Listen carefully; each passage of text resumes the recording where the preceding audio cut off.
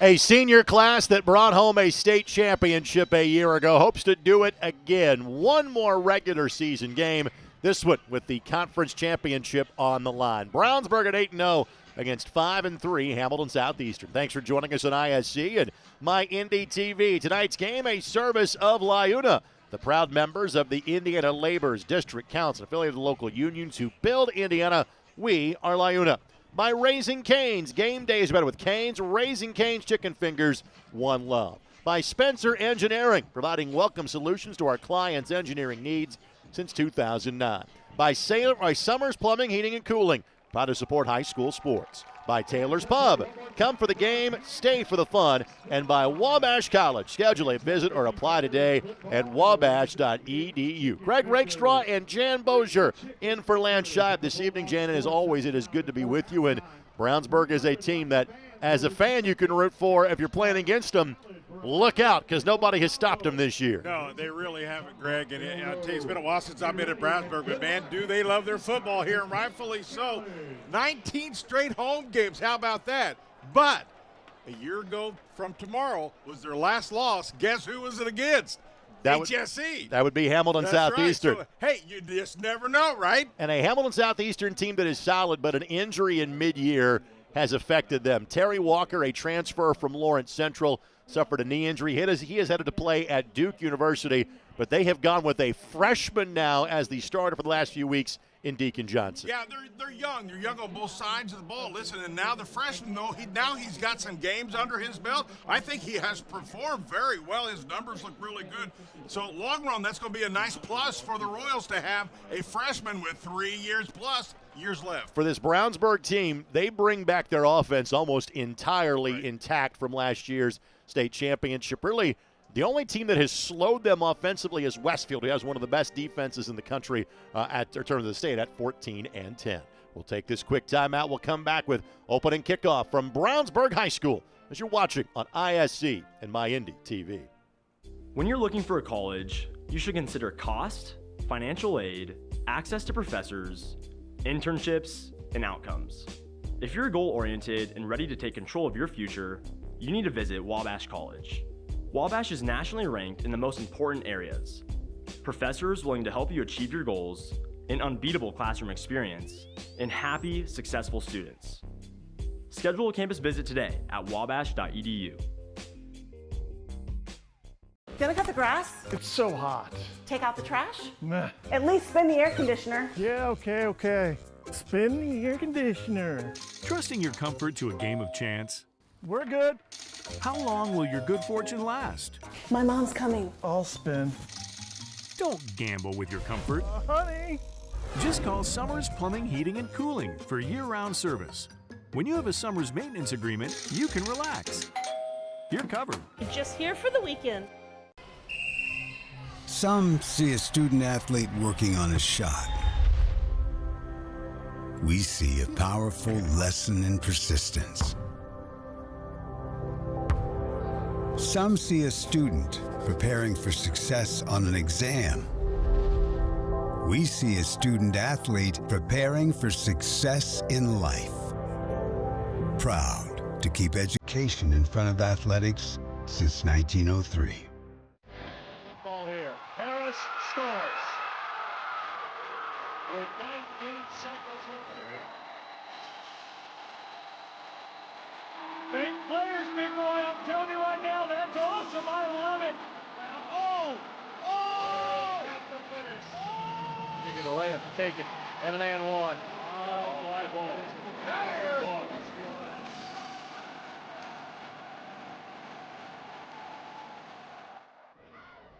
Royals have taken the field. The Bulldogs of Brownsburg will join them momentarily. Thanks to Dave Lang, Kyle Duncan, everybody involved at Brownsburg for welcoming us out for week number 9. There is certainly a chance we could be back here at some point for a postseason game. That was the last time our crew was here. An absolute classic between they and Lawrence North in the regional round. Again, for both these two teams, Jan, the postseason starts in 2 weeks. The luxury in 6A and all but 2 teams in 5A everybody has a week off before you get to postseason play. Yeah, and I'm kind of guessing the 6A teams, everybody's a little banged up in some way, some more than others. Need that to kind of just regather themselves, regroup, get healthy, and listen, then once they start, the 6A is going to be a dogfight. When it comes to Brownsburg, again, last year was a 2-quarterback system. Their running quarterback in Stevens has since graduated, so now it is Oscar Fry's team. Oscar threw a lot of key passes for them as a sophomore. He is certainly a D1 level recruit. Oscar last week was on campus with the Bowling Green State Falcons and their new head coach in Eddie George. Oscar is a completion away from 100 on the season. But what impresses me, Jan, is the fact 21 touchdowns and just 2 interceptions. Yeah, that's impressive. Let's not forget he's just a junior as well. And it doesn't hurt to have 2 receivers in Sharp and Robinson, both pretty much preseason all-state candidates, phenomenal receivers. And then to back that up, 3 running backs, they rotate, they keep fresh legs. All of them average over 5.5, some 6 yards per carry. You have got to find a way to get this dynamic offense off the field. Aiden Jobe is the leading rusher of this group with 6 touchdowns.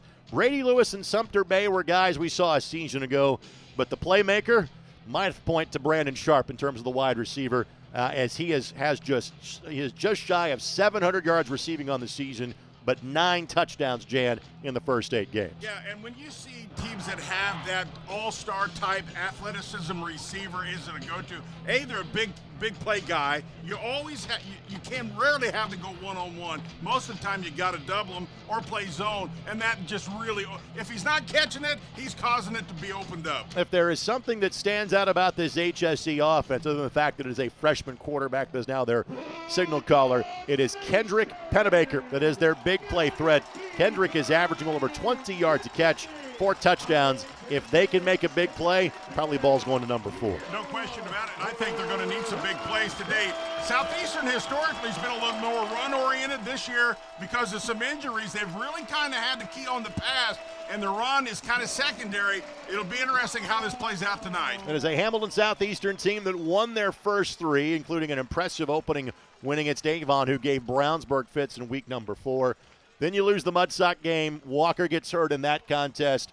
Close loss against Westfield. Close loss against Zionsville. Had a shootout win last week against Franklin Central, and then beat Noblesville the week prior. Noblesville struggling in terms of the HCC this season, coming in at 1-7. In terms of the postseason path for each of these 2 teams, Hamilton Southeastern, Fishers, Homestead, and Noblesville comprise sectional 4. You would think Fishers and HSE the likely favorites in that one. Brownsburg in the sectional with Pike, Avon, and Ben Davis. And this year, it's likely the 2 Hamilton County teams that you think are the top 2 in that section. Yeah, I would certainly think so. Of course, just 4-team sectionals. But you look down, Greg, at both of these teams. Of course, a lot of their competition is in the Hoosier Crossroads. But both teams have played top 5 opponents. Some of those, and a lot of those in the conference. And let's not forget tonight, Brownsburg, you win tonight, it's all yours, baby. Eric Snyder is our referee. We've had Eric's crew a couple of different times this season. He is flanked by Jeremy Woodburn, Jim Schneider, Josh DeLoder, and Nick Logsden, our 5-man officiating crew for this evening's contest. Eric's crew, simply put, one of the best in the state of Indiana. Brownsburg in the home black uniforms. Hamilton Southeastern in the road white uniforms. HSC will defer. We'll see the Bulldogs have the football, and there is a bit of a southerly breeze, so kind of blowing in from the right side of your screen as you picture this wonderful stadium at Brownsburg. It is a stadium that was state of the art before last year. Then they added some more to it with the completion of the field house that is off to our right as you kind of take a look. Again, it's not going to be a packed house tonight. We hit this in mid-October. We hit fall break, and Brownsburg is a community that gets a 2-week fall break. So there'll be a lot of folks that are watching our broadcast from Florida or someplace else. If you are, hello, and thanks for spending part of your Friday night with us. I believe Southeastern's on fall break as well. So both teams, I believe, are on fall break. But listen, to that point, I'm guessing a lot of people are going to be watching ISC tonight. Brownsburg will drop a couple of different players back deep to return. Chancellor Adams, one of those players. Jackson Pearson is the other. Both those guys defensive backs by trade. For Hamilton Southeastern, They've got an outstanding kicker, and he has got at least a 2-club breeze behind him, handling the kickoff duties for Hamilton Southeastern. Luke Marcioni. Gorgeous night for football. About 70 degrees at kickoff. And Greg, this is what? October? You kidding me? I don't have a jacket on. I'm loving this. Thanks for the invite. This is not what you're used to in week number 9, and that will reach the end zone for a touchback. So Brownsburg will start their opening drive at the 20-yard line. Mention Oscar Fry's passing completions, his touchdowns, interceptions, 1,514 yards passing. Frankly, that passing number would be more significant if A, their running game wasn't so good, and B, if their margins of victory weren't so significant. Just twice has Brownsburg played in a one-score game this year. The shootout you saw in NDY in Week 4, 55-47, and then the slowdown game at Westfield, 14-10. They frankly have not been challenged in a home game all season long. On the handoff, it is Job. He will get 2 or 3 yards before he is met for a minimal gain. It's second down. I really think, Greg, if HSC is going to have a shot at dethroning the champs here, they've got to play as physical as they've ever played. I've always believed on the road, and they really taught us this in college. If you're going to beat somebody good, you have to be more physical than they do. Matt Ruiz with the tackle. Ruiz, 51 tackles on the season, second down and 8. Again, the handoff, and right up the middle. This time it is a gain of 3, and once again, inside linebacker Matt Ruiz says hello, 205-pound senior. Makes it third down and 5. And that's, I think, what Southeastern wants to do is to keep that within that third 5, third 6, and 7. Again, as you look at the Hamilton Southeastern scores, defensively, pretty solid. 3 times or 4 times they've held opponents to 14 points or less. Offensively, with the freshman quarterback, can they keep up? That is part of the story in tonight's game. Just a 3-man rush for the Royals. Fry with all day. Now feeling some pressure. Good support by Ruiz, and Fry just has to get rid of it. And something that Brownsburg has done very little of this year is punt the football. Orlando will come on to attempt his 18th punt of the year. Well, in a game like this, you know that Brownsburg runs very well, but they also pass very well. You can't take away everything. So I really feel like Southeastern has to pressure Brownsburg's passing game. Not necessarily always the quarterback, but also the receivers. And there was nowhere to throw the ball. Southeastern with a really good defensive series. Orlando averaging 39 yards a kick. His long is 46. Gets that one away with not much pressure. Kick picked up, and receiver put his knee on the turf to catch that ball, so that is the end of that one. 32 yards is the punt by Orlando. I want to thank our friends at the Indy Card Exchange. They'll make you a competitive offer on vintage and modern sports cards and Pokemon cards as well. And the Indy Card Exchange now offers in-person grading services at their 96th Street location just west of I-69. Plus, you can sign your kids up for the free Indy Card Exchange Kids Club if they are 13 or younger. Find out more when you log on to IndyCardExchange.com. Fake the handoff and look to throw. Sling it on the far sideline, and that out did not look like it came from a freshman QB. Wow, That's rifled Greg. out for an 11-yard pickup and a first down. That off-shoulder throw, we've heard a whole lot about it from a team college down south. But, man, you can't throw that one any better. There was no margin of error, and he flat out nailed that thing. You're saying shades of Mendoza to Surratt from 6 days ago. Just saying. You can relive that all you want to, Hoosier fans, absolutely. Outside shoulder throws become historic. Already crossed the 50-yard line. Blitz coming. Again, similar throw, and just good job of reading the defense, taking what the defense is going to give to you. That's going to be a gain of 6, and Pennybaker has back-to-back catches to start the game. You highlighted Pennybaker to start this thing, and he's very solid there. Listen, if it's not broke, keep going to him. I certainly would. And, Greg, the more they can do this to stretch it east and west, that's going to help their running game that needs to be a little more productive. And, again, from a defensive standpoint, there's a few more pieces you have to replace this year if you're this Brownsburg team. So second down and call it 4. Late give on the handoff. Brownsburg had read that one well. That is Carter Reed, and Reed is averaging less than 4 yards a carry. That will not help it. He'll lose 3 on the play, and it sets up third down and 7. Really well read that time by the Bulldogs. 2-yard loss on the play. So I don't think you're looking at 4-down territory depending on what you do on this snap if you're Hamilton Southeastern. Richardson, number 21, makes a really good read. It was stopped early, but one thing Brownsburg does so well defensively is gang tackle. It's a 3rd down and 7. 4-man pressure. Tough throw and outstanding coverage. Intended target that time for Southeastern was Clark Busher. Well-timed hit to break it up, and again, as advertised, you're a little far back for automatic go on 4th down. Royals will play the field position game. They'll punt this ball away. I talked about being physical. That applies to both teams, and, man, they showed it there. You punish receivers next time they come across that middle, Greg.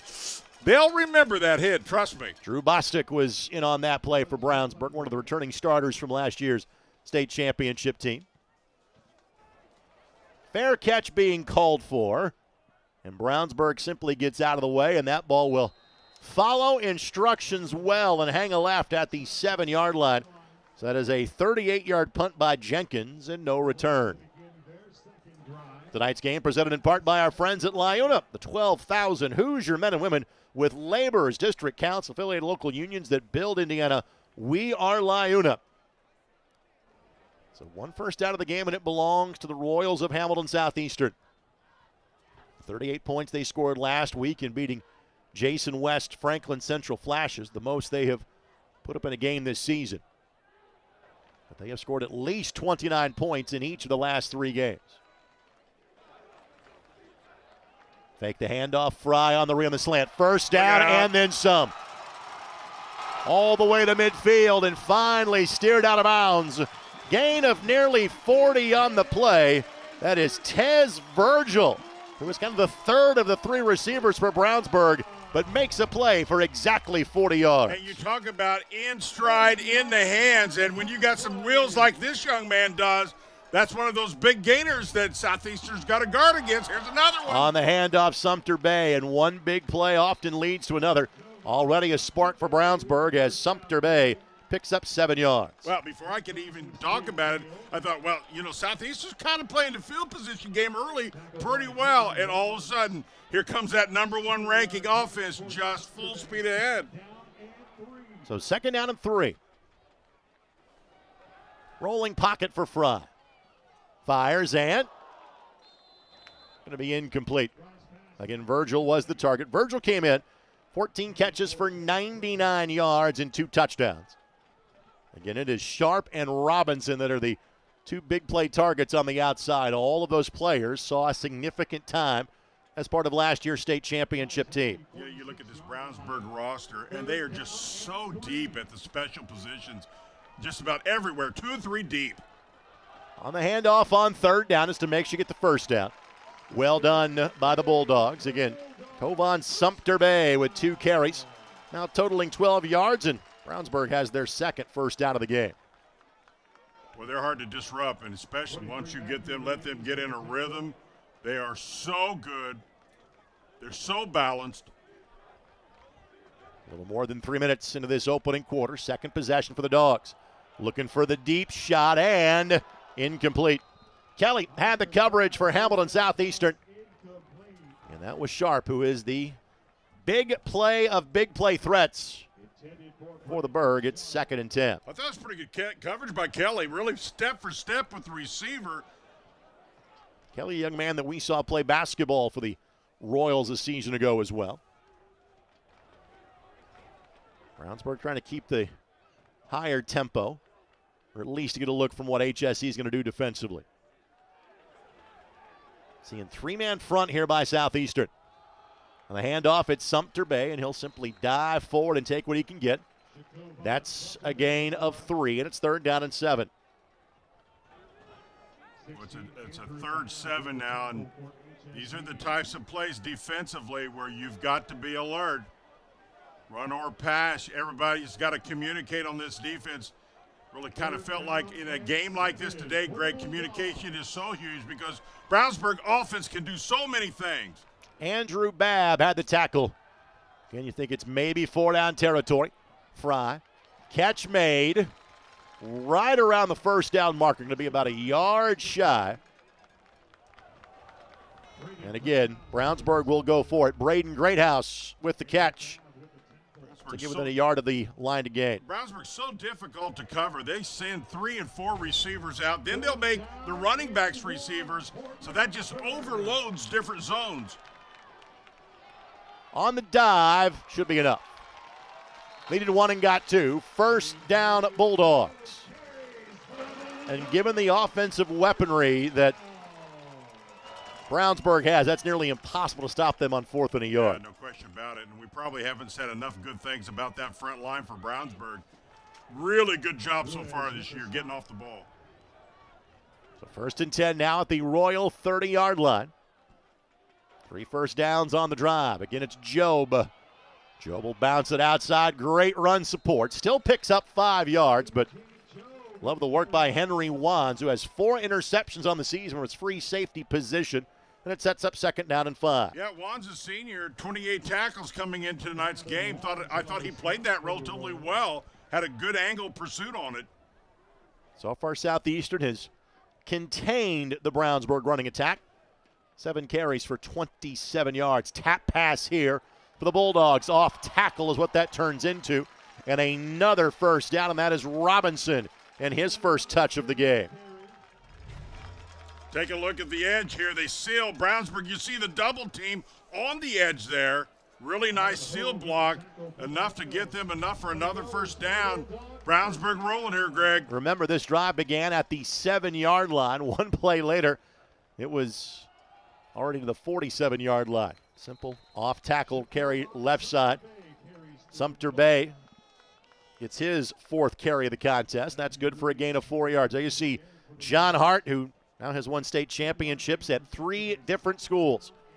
Wrights in Evansville, Warren Central on the east side, and with the Brownsburg Bulldogs a year ago, one of the legendary high school football coaches in the state of Indiana. I seen today, I believe he's the 13th active winningest coach now in Indiana. Now, he's got a lot of wins outside of the Indiana, correct, too. On the handoff, first down and goal. Diving inside of the 10-yard line of the 8. And now you're starting to see those 3 and 4-yard carries, Jan, quickly become 6 and 7-yard pickups for the Bulldogs. Great point, Greg. And Southeastern tackling, coming backwards versus producing the physicality that I think they have to have if they're going to make a dent here. Bulldogs are going to make this a 90-plus yard drive as Sumter Bay tacks on 5 more. Boy, Brownsburg's just that offense. You've seen it more than I have. It just seems like when they kick in the rhythm, man, they are a different level, aren't they? And only Westfield really has slowed them down all season long. On the handoff, Sumter Bay, and There you go. gets steered around just shy of the goal line. Adam Hogue amongst those to make the tackle. 3rd down and a yard again. You would think you've got 2 downs to pick up a yard here. If you're going to beat Brownsburg defensive line, you have got to be low, you got to have your head, and you have got to surge off the ball here, or you're not going to stop them. Jumbo formation. Handoff goes to Joe, and that's enough for a touchdown. A 92-yard scoring drive by Brownsburg, and they lead at 6-0 midway through the opening quarter. Wow, that was impressive. Absolutely balanced, mixed it up, a lot of different players. Well, again, this is a team that very much can throw the ball, but they're also the belief, Jan, they're only going to stop running the ball when you make them stop running the ball, and few teams, if any, have done that so far this year. Extra point try is up, and this one by Orlando is through. We'll take a 60-second timeout. Bulldogs early 7-0 lead as you're watching on ISC and My Indy TV. Gonna cut the grass? It's so hot. Take out the trash? Nah. At least spin the air conditioner. Yeah, okay. Spin the air conditioner. Trusting your comfort to a game of chance? We're good. How long will your good fortune last? My mom's coming. I'll spin. Don't gamble with your comfort. Honey. Just call Summers Plumbing, Heating, and Cooling for year-round service. When you have a Summers maintenance agreement, you can relax. You're covered. Just here for the weekend. Has it, leaps ahead, still on his feet. Stevens lunges. Are you kidding me?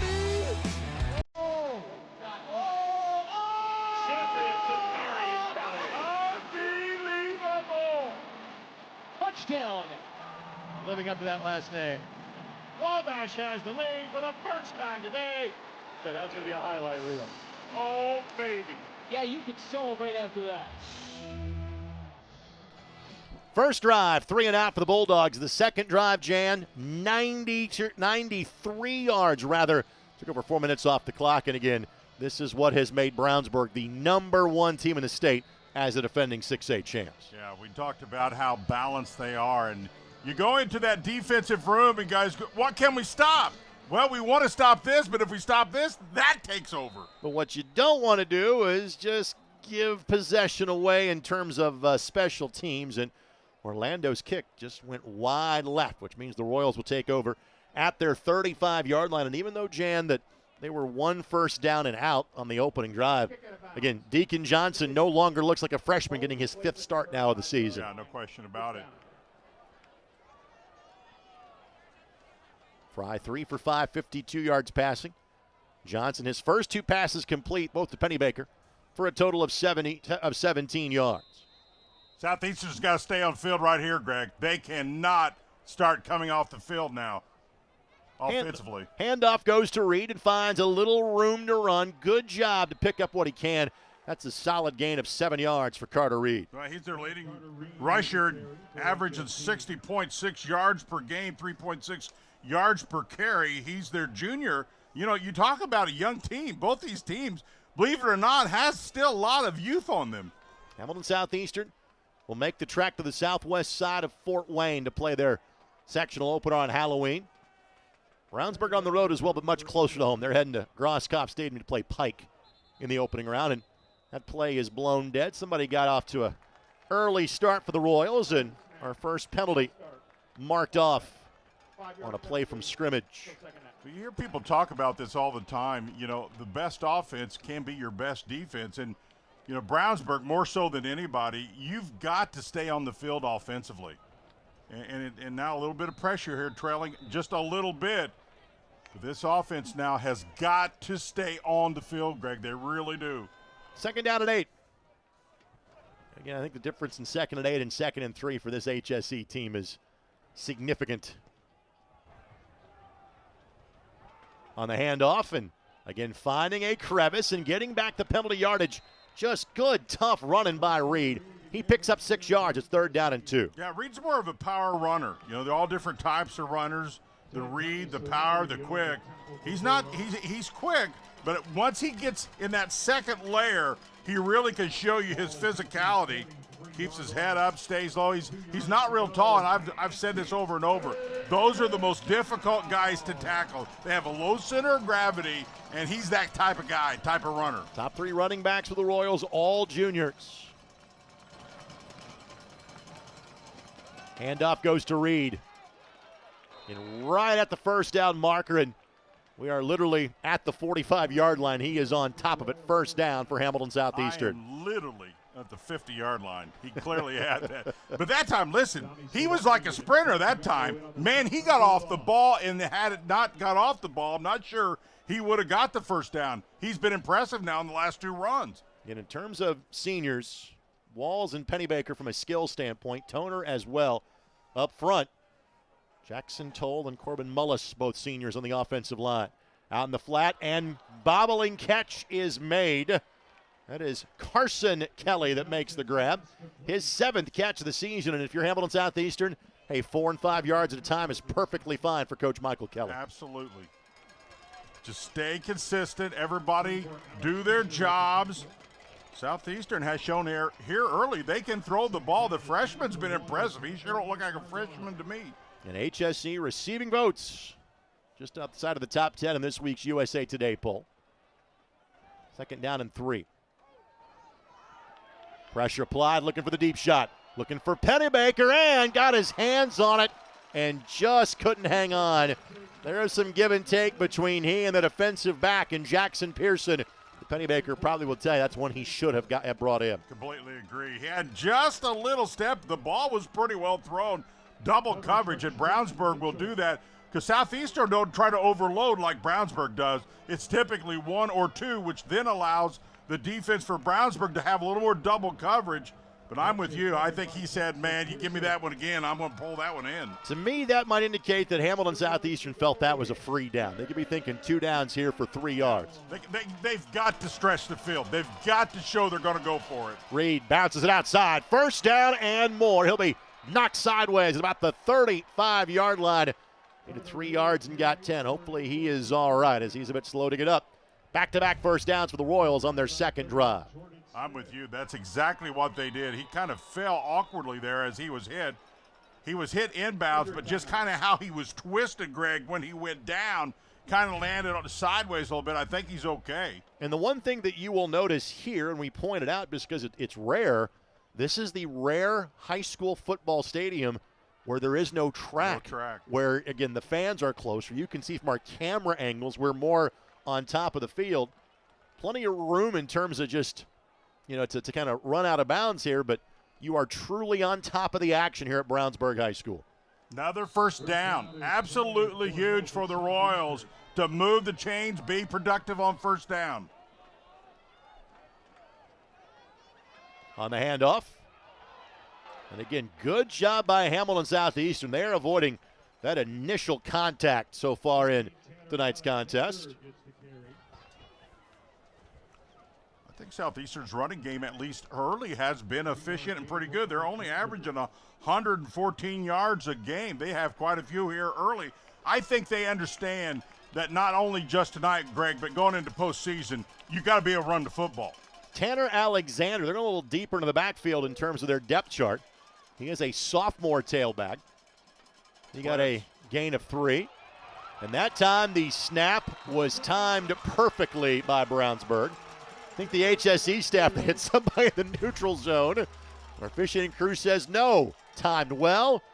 Jailbreak to get back to the backfield. Loss of 2, 3rd down and 5. Well, the blitz was coming in a hurry, and unfortunately, the Royals' play call was right at the blitz. Sometimes the blitz can help you, but that time the blitz literally was coming right where the play was called. Apparently my brain on a fall break from math. Loss of 3 on the play, 3rd down and 10 at the 35-yard line. Play clock at 7, empty set in the backfield. Big down.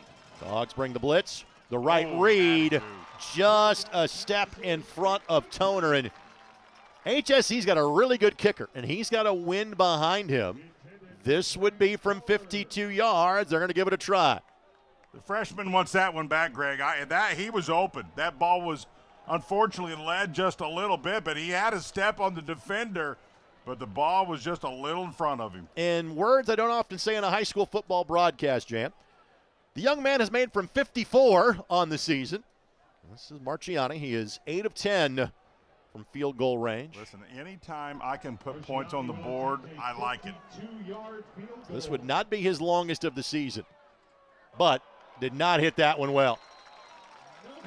That'll be a missed try. So 7-0 is our score. Tonight's game presented in part by Spencer Engineering. Let Spencer Engineering help reach your project's goals on time, on budget, and with ease. At Spencer Engineering, we've been providing welcome solutions to our clients and their engineering needs since 2009. For more information, visit SpencerMEP.com. And what you do see that is different from, say, as we always like to say, the Friday rules and the Saturday rules and the Sunday rules are all a bit different. That is a touchback. That just works like a punt, basically. So Brownsburg takes over at their own 20-yard line. Greg, I think we both agree Southeastern offense has done some good things, but they got nothing to show for it on the board. You got to finish against a team like Brownsburg. No question. On the handoff, just straight up the middle. We'll call that a gain of 4. We'll see if Brownsburg wants to pick up the tempo. If not, that'll be the last play of the quarter. Unofficially, Job, 6 carries for 17 yards. Clock is on your screen. Fry will get the play call from the sidelines. 4-yard gain. Second down and 6. And the Bulldogs appear content to take a 7-0 lead to quarter number 2. So let's take a break with them, shall we? A good one for the regular season finale here in Hendricks County. Number 1 Brownsburg 7. Hamilton Southeastern 0. We're back in 60 seconds on ISC and MyIndy TV.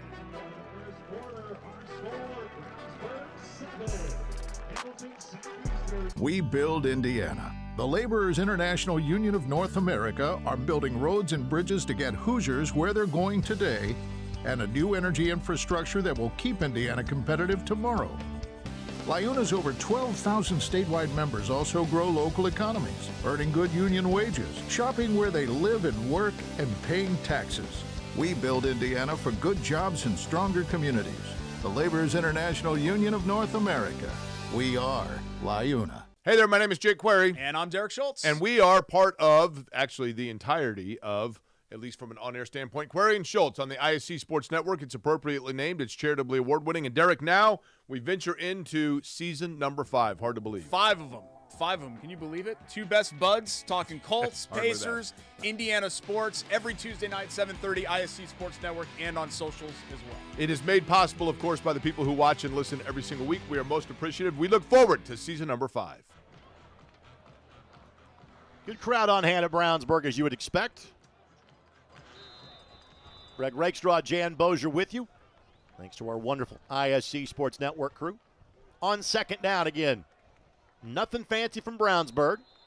Potentially either a hold or a face mask, and I think it's going to be the latter actually on the tackle. I'm guessing face mask. There it is. 15-yard variety. So instead of 3rd down and 2, make it 1st down, just shy of the 45-yard line on the way. Just the second penalty assessed in tonight's game. That's a tough call. If you've ever had the opportunity to play defensive football, man, you're doing everything. You don't care.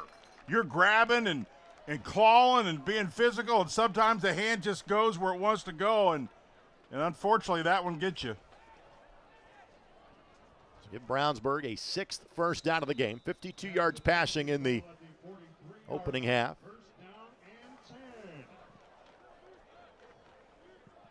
50 yards rushing as well. Looking for the screen. Virgil has to run around a defensive end. Great effort, but doesn't lead to anything. Loss of 1 on the play, 2nd down. I thought the defense was solid that time by Southeastern. They read the screen early. He reverses course. Now, this can be dangerous, but they come from the backside and push him back inside. Played very well by HSE defense. Again, this is a fringe top 10 team in the state that Brownsburg is seeing in Hamilton Southeastern. Frankly, this is large what the Bulldogs will see in their potential path back to Lucas Oil Stadium. 2nd 11, here comes the blitz. Gotta go down. Great delayed blitz that time by Hamilton Southeastern. Matt Ruiz timed it perfectly. Sometimes the right call at the right time is very effective, obviously. They had the blitz on, but he had a gap open. See right there in your replay? The blitz was on, but because of the play, the gap was widened, and he got a great angle off the blitz. That is the work of Eric Kinnett, our wonderful sideline camera operator. Gave you the field's eye view. So 3rd down and 19. Fry throws, and just a bit too far. Would have been about 3 yards shy of the 1st down. Robinson was the intended target. Kelly the man in coverage for Hamilton Southeastern, and that's now 2 pretty successful stops on defense for HSE. Yeah, I mean, Southeastern kind of gets a little break on that time because the secondary player slipped and fell. He was wide open. The ball was not there. But to your point now, offense, now defense for the Royals, Greg, has had some good stops. They've got to put something together, but they're playing right with the number 1 team in the state. How good has Brownsburg's offense been this year? When this ball is kicked away by Orlando, they are already over their per-game average for punts. That's how good they have been. We're asking for a reset of the play clock is the reason for the momentary delay. Orlando's last kick was for 33 yards. And this time he's got the win behind him. Royals should get pretty good field position out of this. Unfortunately, you're going to give up 5 yards here. Now, if you're going to get dinged for offside on a punt block attempt, 4th and 19 is the time to do that. 3rd penalty called against the Royals so far. And I guarantee you that's something that HSE has gone over in terms of pregame scout because you see kind of the movement that the punt team has for Brownsburg. Orlando's kick hits that jet stream, and the fair catch back to the 15-yard line. And so that will be a 46-yard punt with no return. Well, anytime we have the Brownsburg Bulldogs in ISC, you will hear us say great things about M&M Body Shop. Thanks to Drew, Connor, and family for their support of all of our Bulldog broadcast on the channel. Family owned since 1983 on Main Street in Brownsburg. M&M Body Shop offers full-service collision repair with a lifetime guarantee on their craftsmanship. Call when you need them at 317-852-6347. Greg, do we put another check mark by that HSC defense? I thought they had a good series again. On the handoff and call it a gain of a couple. And honestly, Jan, I thought it was going to be kind of strength versus strength. I think defensively, pretty solid group that Hamilton Southeastern has. Yeah, still right in this thing. Brownsburg with just a one-touchdown lead. Let's see if HSC can get some rhythm here and put a drive together. Something they have at times struggled with is finishing. Heard the coach this week talk about we have got to finish drives. Carter Reed back in the game. That's good to see. Picked up just one. 2nd and 9. Quick hitter in the flat. Outstanding job to fight through the block. That'll be a loss on the play, and that is Drew Bostic that blew up the timing of that one. Did Bostic ever play that to perfection? Man, he read the screenplay, then makes a little move, and then makes a one-on-one tackle. You just don't play it any better than that right there. Graham Toner on the catch. He loses 2. 3rd down and 11 coming up here for Hamilton Southeastern. Wow. Again, that was the question after the 55-47 win to Avon in Week 4, is what exactly does Brownsburg has defensively. Been much better since that game. That ball is tipped. That ball is picked. That ball is taken to the house. Touchdown, Eli Richardson. Had the ball fall right into his hands on senior night. 13-0 Bulldogs. That's the one type of play, and there you see the reason for that. The blitz got a hand on it. It wasn't so much the fact that it was a bad throw, but once it was deflected because the big guys got in there, technique was perfect. You're taught to get that hand up as soon as the quarterback's arm goes by. And First down, Brownsburg. All right, so wipe away the touchdown. Wipe it away. Wipe away the touchdown. It is a post-possession foul. So unfortunately, no pick 6 for Richardson, but he does get the turnover. Right. It'll be Brownsburg ball somewhere in the vicinity of about the 20 or 25-yard line. So a legal block in the back is the call. Wipe away the touchdown, but Brownsburg will have the football in a very advantageous position. But they will say this drive will start at the 13-yard line. That, by the way, is the first penalty against the Bulldogs tonight. And Brownsburg defensively has not been a big play defense in terms of a lot of picks or fumble recoveries. So see if they can get them on track. Sumter Bay is the back next to Fry. Fake the jet sweep, throw a comeback screen. A leveling block, delayed gratification for Brownsburg. This time the touchdown sticks. Sharp gets his 10th of the season, and now it's 13-0 Brownsburg. Just an outstanding lead block, and he just basically walks this one in. That is phenomenal play design, Jan. Yeah, it really is. Take a look here. Take a look at the block right there. Just really, really well done. Great execution. He walks it in. By the way, point of reference, our feed is being shown on the video board tonight. So the replay that you just saw at home, that was the oohs and ahs you heard from the crowd. They saw the exact same thing that you just did. Orlando on for the extra point try. This one is good. And the Bulldogs enjoying a 2-score lead. We'll step aside. 8:20 left to play in the first half. 2-score lead for the number 1 ranked team in the state as you're watching on ISC and MyIndy TV. This is Paul. He loves running, music, and DIY home projects. In fact, he's remodeling his kitchen thanks to a home equity line of credit from Indiana Members Credit Union. They connected him with a loan officer, got him approved at a great low rate, and made it easy for him to make his monthly payment from anywhere thanks to IMCU's digital banking. Looks like Paul can do it all with a little help from IMCU. Shot at the buzzer. Got it! She got it! Oh my goodness, what a shot!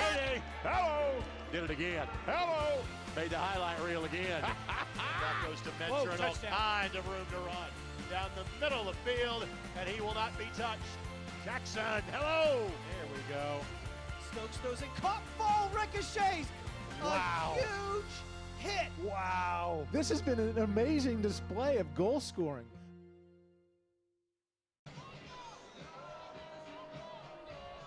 Greg Rakestraw, Jan Bozier with you here on the ISC Sports Network, our regular season finale. Our game next week on MyNDTV. Chittard traveling to Mooresville. Oh, interesting. 5As and 6As again. Get the weekend off. See the favorite in 4A in Chittard, and this kick will easily reach the end zone for a touchback. Our presenting sponsor on ISC and MyNDTV for high school football is Summers Plumbing, Heating, and Cooling, and they are proud to support high school sports. Greg, we got to give some props to that block. Number 54 is Carter Cotton. You block like that, you got to get your name mentioned. Listen, I always talk about this all the time. You know, I played offensive line. I go, man, somebody better see it if I ever put a block like that, I better get my name mentioned. So that young man deserves his name mentioned. That was pro-level play design to set that up, too, by Browns. That was really schemed well. On the slant, hitting Toner in stride. First down for the Royals after a gain of 11 yards.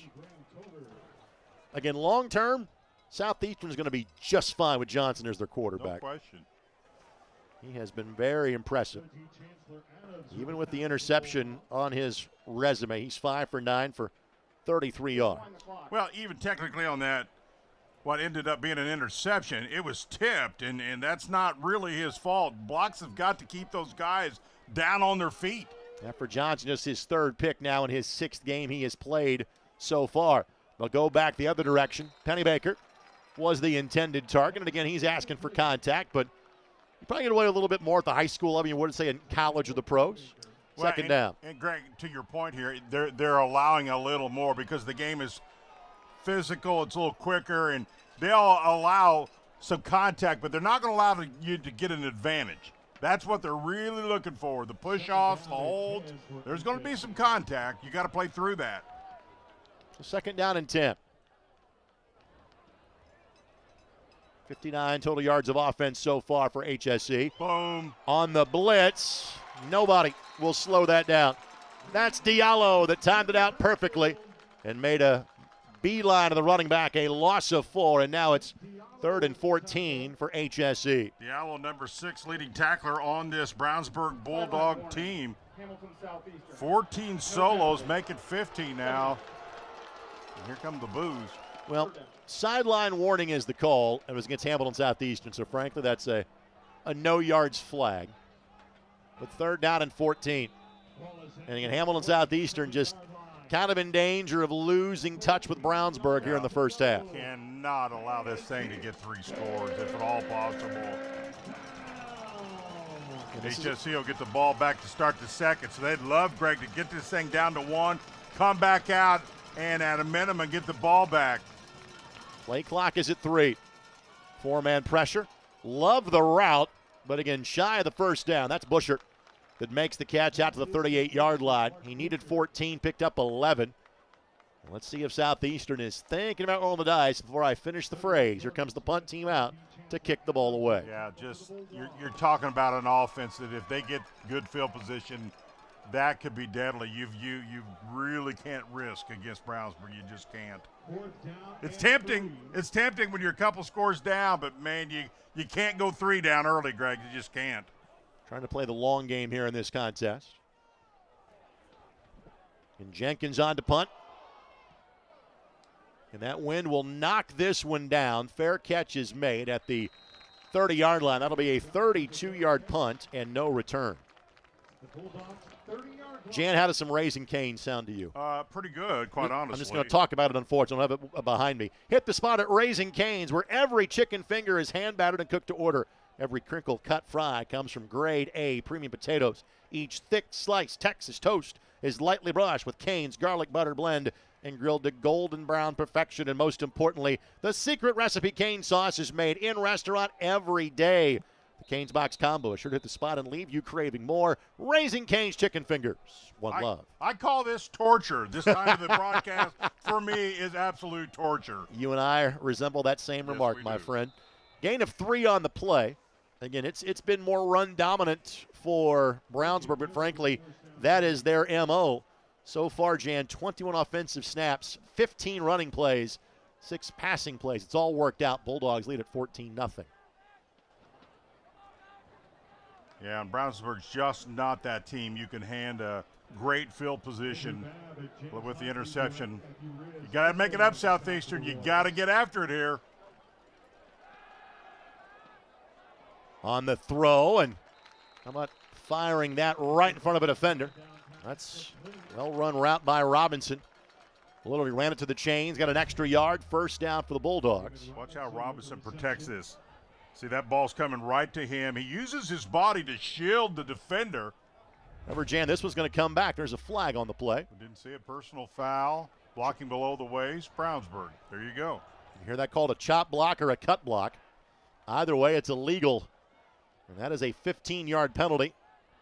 Eric Snyder will have the explanation. You know, it's the first time I've seen that call all year. Game 9, I've not seen that call all year. Not saying it's not right, just haven't seen it.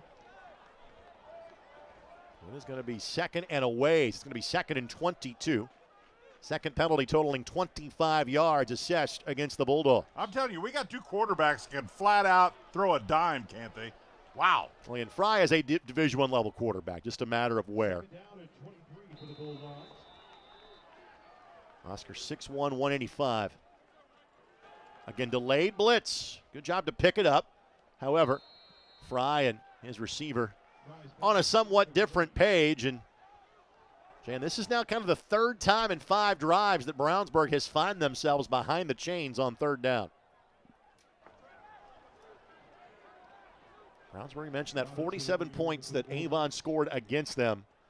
Well, they have been much more stingy since that time. They have allowed, frankly, less points than that since that game. They've allowed 37 points in their last 4 games.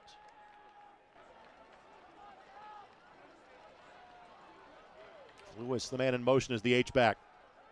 In 3rd and 22, Fry throws it, Boom. But nowhere to go. That's being physical. Adam Hogue on the read, pulverizing the receiver on that play. That's a pretty big hit to pick up about a yard by Tez Virgil. It's 4th down. Hogue, the leading tackler on this HSE ball club, 60-plus coming in for that one. Really solid tackle. Now 4th and a mile. HSE should get decent field position. That's another pretty good stop for this HSE defense. Again, Orlando back to punt. His 3rd punt of the night, his last with a win behind him, went for 46 yards. Bit of a sidewinder that takes a relatively neutral roll and goes directly out of bounds at the 50-yard line. Just a 27-yard kick. Tonight's game presented in part by our friends at Taylor's Bar and Table. The same Taylors you've known and loved for over 30 years, but now it's time for the whole family to get the experience. Serving Noblesville, Fishers, Ingalls, and Pendleton. It's your spot for great meals, friendly faces, and a place everyone can enjoy together. Taylor's Bar and Table, which apparently has the Jan Bozier seal of approval. Well, it does because, A, it's in Noblesville, and, you know, first of all, you can't go wrong being in Noblesville and then getting to eat to a great place in Noblesville. Doesn't get better than that. On the handoff, and nothing doing. In fact, a loss of 2 on the play. That's Reed. Reed now 8 carries for 17 yards. Offense is getting a bit tougher to come by here for Hamilton Southeastern. Yeah, I think the defense for Brownsburg, especially here in quarter number 2, has been very, very solid. No mistakes. No mistakes so far, at least from Brownsburg D.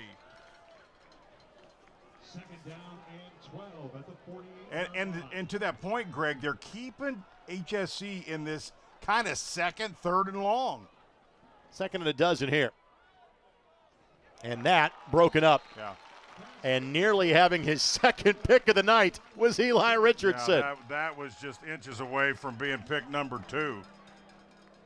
These linebackers for Brownsburg are so impressive, so quick to the ball, great at reading third and a bunch now for HSC. Well, kind of, sometimes we'll talk about a hidden set or hidden yardage. The quarterback, the pass rushers haven't gotten home yet on Deacon Johnson, but you're starting to see guys get back there and force those throws, Jane, just a little bit earlier. I thought HSC's had some rhythm early offensively, but I think Brownsburg defense has kind of taken its toll. Here's blitz. Johnson with the read, and Pennybaker was able to grab it, but had to kind of stop to go back and get it. But now at the 41-yard line and 4th and 1, HSE is going to go for it here. You have to. Absolutely have to. Pennybaker's first catch since the opening drive. He's now got 3 for 28. Not near as big a risk. Got to have something here. Down a couple scores, Greg. This could be kind of a make-or-break scenario, especially if you can get a first down and end up getting some points before halftime. This is a big, big play for the Royals. See if Southeastern may think about calling a timeout here. Or get him to jump. This is typically where you try to draw off the defense. Play clock is at 2. They will snap it. Looking to throw. Trying to throw the deep ball, and Pennybaker is going to draw the flag. Ended up not making the catch, but he was being held. Well done by Southeastern. That'll be 15 yards and a first down for HSE. Let's take a look. He had no question. He had the hold there earlier. That's a great matchup. You could put a cam on that thing all night long. There's battle. Pass interference. Defense. That's a good call. And Southeastern has missed a field goal try from 52. Their only kind of legitimate scoring threat of the games. This is as far down the field as they have had the football, and it has been a quickly moving opening half. We're down to 3:18 left to go before halftime. But I'll tell you what these defenders for Brownsburg are doing. They're as physical as the officials are going to let them, and they keep pushing the envelope a little more, and that's one of the first time they've been called. So we'll see if they can go any farther as far as physical play against these receivers. On the handoff, just a yard. And again, that is Tanner Alexander, the ball carrier. They'll go ahead and give him credit for 2 on the play. Greg, second down. Greg, how big would this could be for HSC if they could find some points here? You got to remember, they will have the ball, they'll have the ball to too. start quarter number 3. Boy, they'd love 6 for sure, but they got to find some points. Going for the boomerang, so to speak. If you can get points here and, frankly, try to keep Brownsburg's electric offense off the field. Which is part of the reason why HSC is not exactly in a big hurry here. Well, they want to score and leave no time. Mm-hmm. Steps up in the pocket, and just Pennybaker just maybe jumped a little too soon or couldn't get the right read on it, and it's third down. Well, Pennybaker's a mismatch. He's great length. He's much taller and lengthier in most cases than the secondary who guards him. So they'd love to get him in a one-on-one because of his length, Greg. 6'3" and a $195. And again, Pennybaker, 4 touchdowns on the season. Now over 30 catches on the year. He's averaging nearly 23 yards a catch on the season.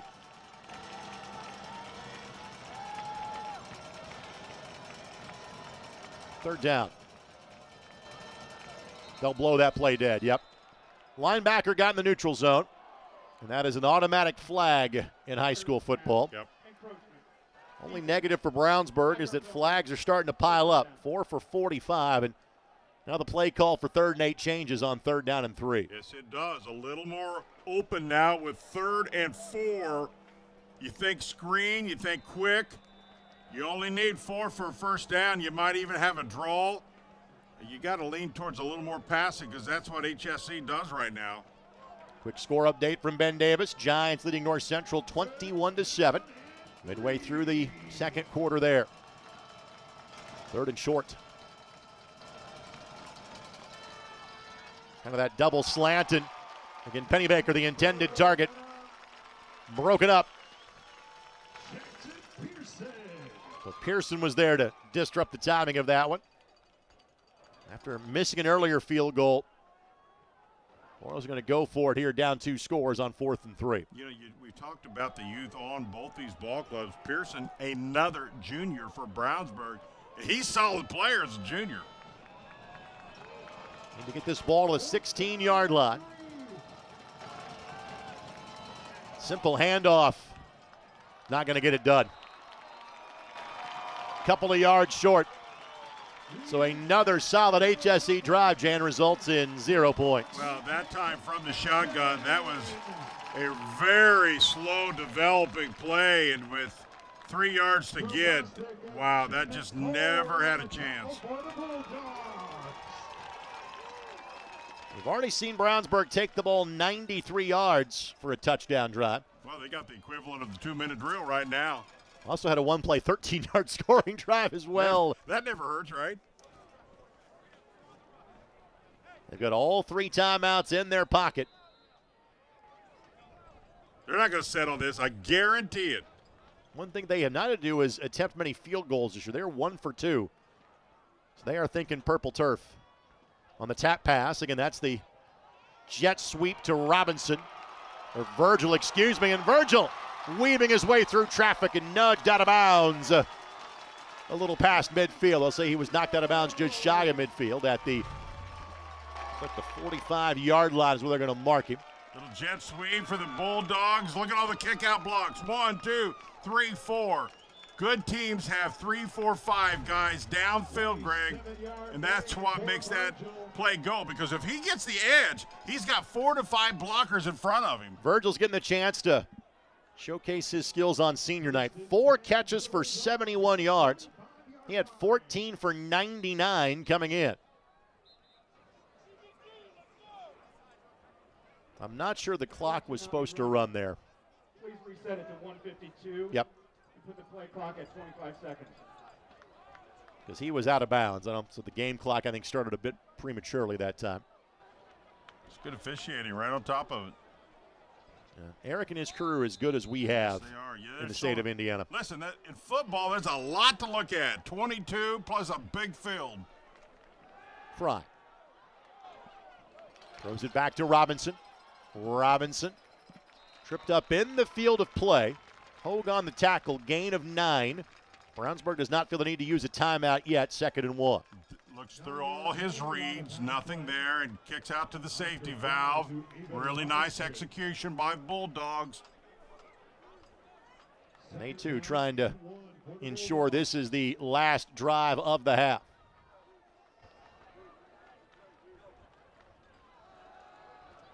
Fry.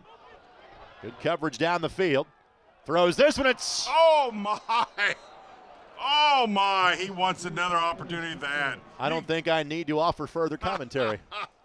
Listen, he had that in his eyes. He read it perfectly and just didn't bring it in. But you can see him playing center field, had his eyes, and was going to try to time that perfectly. Now, normally this is where the broadcaster quips. Well, that's why he plays defense.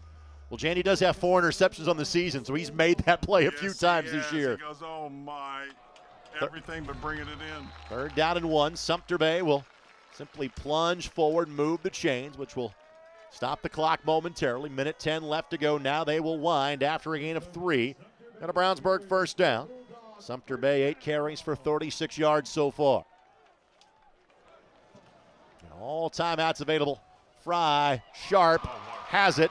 Steps out of bounds after a gain of about 15 yards. Make it more than that. 20 plus. It'll be a 1st down for the Bulldogs. Greg, this time he splits double coverage, and he does it with style. Coming right at you. Take a look at this. Right between the coverage. Wow, what a throw, what a catch. His 2nd catch for a total of 33 yards. Hand off to Sumter Bay. And Sumter Bay off right tackle. Good solid gain out to the 17-yard line. Give him a gain of 6, and I believe we have a timeout taken by Brownsburg. With that, we will step aside. 49 seconds left before halftime. Bulldogs driving on ISC and MyIndy TV. Thinking about what to do after high school? Consider a career with Boilermakers Local 374. As a Boilermaker apprentice, you'll earn while you learn. We offer excellent wages and benefits, and as part of our no-cost hands-on apprenticeship program, you'll learn from the best in state-of-the-art training centers and on the job. Become a union Boilermaker and get on your way to a great career. Find out more, visit www.local374.org or call 219-845-1000. Your life is on the go. Now your viewing habits can be on the go. With the ISC Sports Network app, your team is at your fingertips. You can download years worth of content from the ISC Sports Network library. High school, college, special events, weekly and monthly shows, wherever you find your favorite app. And you can always find out more information at iscsportsnetwork.com. Kyle Duncan on your screen. He's there on the right, part of the IHSAA Executive Committee, Assistant Athletic Director here at Brownsburg High School. 2nd and 4. Fry. Catch made. First down. Out of bounds. Route run to perfection by Sharp for the grab. Yeah, well said. Because they're in zone here, and the receiver knows that you split a zone. And he makes his route, Greg, right between two in that zone. Ball perfectly thrown. Boy, they've covered some serious territory in a short amount of time. Fry now 8 for 1,326 yards in the contest.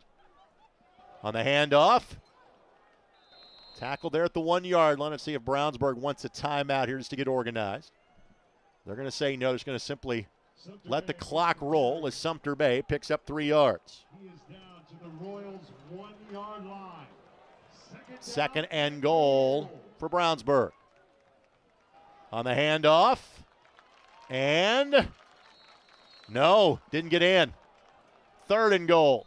And now with 13 seconds left, here comes a timeout taken. We owe you a timeout as well. 3rd and goal from inside the 1 when we come back as you're watching an ISC and My Indy TV. Raising Cane's invites you to grab life by the chicken fingers. So get out there. Be you. Do you. Embrace whatever makes you, you. All while enjoying Raising Cane's hand-battered cooked-to-order chicken fingers, crispy crinkle-cut fries, buttery Texas toast, and that secret recipe cane sauce that makes everything that much better. So go on, savor the day. Raising Cane's chicken fingers, one love. Some see a student athlete working on a shot. We see a powerful lesson in persistence. Some see a student preparing for success on an exam. We see a student athlete preparing for success in life. Proud to keep education in front of athletics since 1903. Jumbo package in for Brownsburg. 3rd and goal inside the 1. Handed off, touchdown. Job gets the touchdown. His 2nd of the night, his 8th of the season. It is a 3-score game with seconds left to go before halftime. Well, that's how the number 1 team executes. I mean, in exactly 2 minutes and 2 seconds, and there's 11 seconds left on the clock. So less than 2-minute drill to go a long way. And this one hurts for HSC because, wow, that was execution at its best for Brownsburg. So Orlando on for the extra point try. He is 36 of 39 on those this season, and he'll be asked to move back 5 yards because somebody on the offensive line flinched. Start of the snap, full start, kicking team. 5-yard Looking at penalty. Brownsburg, same sectional as Ben Davis, Pike, and Avon. Again, Avon is likely the team that will be the biggest challenge to Brownsburg. It's a bit of a young and rebuilding Ben Davis team. You got to think Avon would like a rematch, right? They always want a rematch with Brownsburg. Yes, they do. But Orlando's extra point try, the extra 5 yards, presented no problem whatsoever. 21-0 Brownsburg with 11 seconds left to go before halftime. Again, we're back in 60 seconds on ISC and My Indy TV. Gridiron Foundation is all about development. When they first started learning about football, all the way to high school, giving them opportunities with their hard work and the ecosystem we've built. We take them out of their neighborhoods and put them in front of Division I coaches and give them a purpose and a chance to be successful after high school. The type of growth that I've seen in our athletes and the Gridiron Foundation has been more off the field than on the field. That was the original purpose, to make well-rounded young men in life and community. 1, 2, 3, ball here. Harris scores. With 19 seconds left. Big players, Big Roy. I'm telling you right now, that's awesome. I love it. Oh!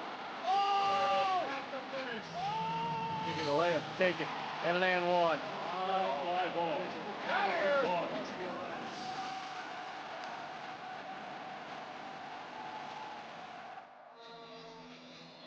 And many thanks to our tremendous ISC Sports Network crew. Thanks to Jordan Shue, Alex Laverne, David Kahn, Caleb Gross, Mike McManus, and Eric Kinnett. And we want to welcome Andy Lynch making his debut on our crew tonight. Thanks for everybody's hard work behind the scenes. Let's also thank our friends at the Ed Martin Automotive Group. When it comes to your next vehicle, Ed Martin is the only name you need to know. And Ed Martin is always proud to support the Hamilton Southeastern Royals. Again, if you're Hamilton Southeastern, you have played better than the scoreboard indicates. Yet the scoreboard is what it says it is. You're down by 3 touchdowns. Brownsburg just makes you need to score. You know, you always want to score, no question about it. But if you don't score, they make you pay the price. You have to stay on the field, and you have to finish. And Brownsburg is as good as I've seen, obviously, to make that from happening. Royals will take a knee and take this to the house. Brownsburg on their way to potentially 9-0 and heading into the postseason.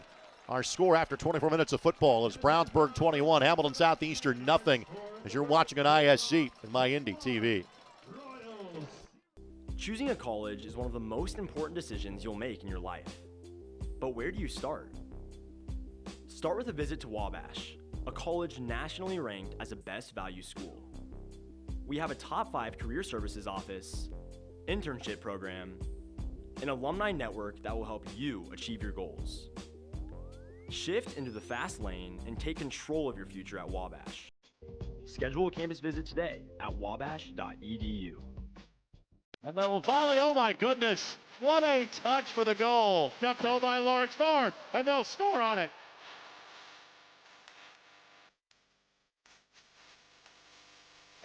Oh my goodness. Give it to him. Oh, there's a lane, and he ducks him.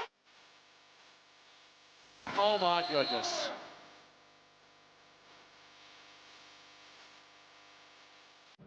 Back to Brownsburg. It is all Bulldogs so far. They lead 21-0 against Hamilton Southeastern. Tonight's game on ISC and My Indy TV. Presented in part by the Ed Martin Automotive Group, the only name you need to know. By the Gridiron Foundation, growth, development, purpose. Find out more at gridiron.org. By the Indy Card Exchange, now offering in-person grading services. Find out more at IndyCardExchange.com. By M&M Body Shop, family owned since 1983 on Main Street in Brownsburg. By Grindstone on the Monon. Find them just off of Wheeler Road and State Road 32 and just west of US 31. And by Trine University, be supported, become thunderous at trine.edu. Our halftime show is a service of Taylor's Pub and Grill. Both the Greenbrier and Nora locations, your neighborhood pub where the drinks are cold, the crowd's electric, and the welcome is always warm. We've been serving Indy's North Side for over 30 years. Come for the game, stay for the good times at both 86th and Ditch and 86th and Westfield. That latter location right next to North Central High School. Again, Jan, this is the second time you've had the Bulldogs on ISC this year. This is the first time you and I have seen them. They're solid is the best way to describe them. You know, when I start looking at them, I go, wow, you know, state champions, 13-1, and this year's stats are better than last year's. And while stats don't mean everything, we're down to game number 9. They're the number 7 offense. They're averaging 4 more points than last year's state championship. Number 5 defensively, giving up 5 less than last year. Is it possible this team's better than that one? And the thing is that I think there are couple of different tiers of teams locally and across the state. I think the top 3 teams that have kind of been grouped have been Brownsburg, Carmel, and Center Grove. Carmel's in a different half of the bracket than the other 2. Brownsburg and Center Grove played in last year's semi-state. Now, schools like Lawrence North and Warren Central think they can make a run at those other 2 that we have talked about from the southern half of the bracket. But I don't see many weaknesses with John Hart's team. No, and they don't beat themselves. That's as big as anything. And he's been around the block. You don't want, what's he got, 3 or 4 state championships? You know, he knows how to coach. He knows how to get teams ready. They don't beat themselves. Not a lot of penalties. They take care of business. And that last drive right there to put it in for Brownsburg is exactly why they are number 1. 2 minutes, when whatever it was, 80-plus yards, it was perfection. And if you're Hamilton Southeastern, that score will not be encouraging. Again, sometimes geography is your friend. There is not a dominant team in their sectional. They lost to Fishers. That was the night that Terry Walker got hurt. Right. And it's a rivalry game. I get a feeling that if it's HSE and Fishers in the sectional final, I think a lot of folks think it will be. Jan, I think that's anybody's ballgame. They're a better team than that score indicates, Jan. Yeah, no question about it. And they'll play, Homestead to start off with in their sectional, and Fishers will play Noblesville. And a lot of people believe that it will be a Mudsock rematch. And certainly in that, you got to think that's anybody's game. But, Southeastern, here's the deal. Southeastern showed us some really good things in that first half, but what they did not or could not show us, and let's give Brownsburg a lot of credit for that, they couldn't finish. They had some good drives, defense played solid, but just nothing to show for it.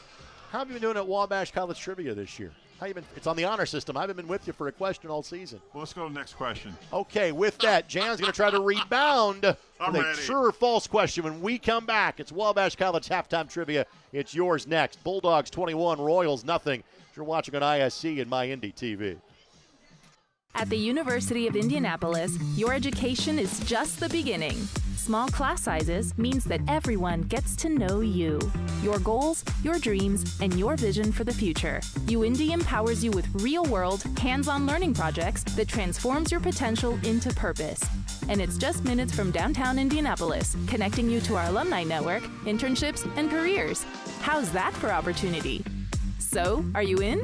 Your future begins at the University of Indianapolis. We build Indiana. The Laborers International Union of North America are building roads and bridges to get Hoosiers where they're going today, and a new energy infrastructure that will keep Indiana competitive tomorrow.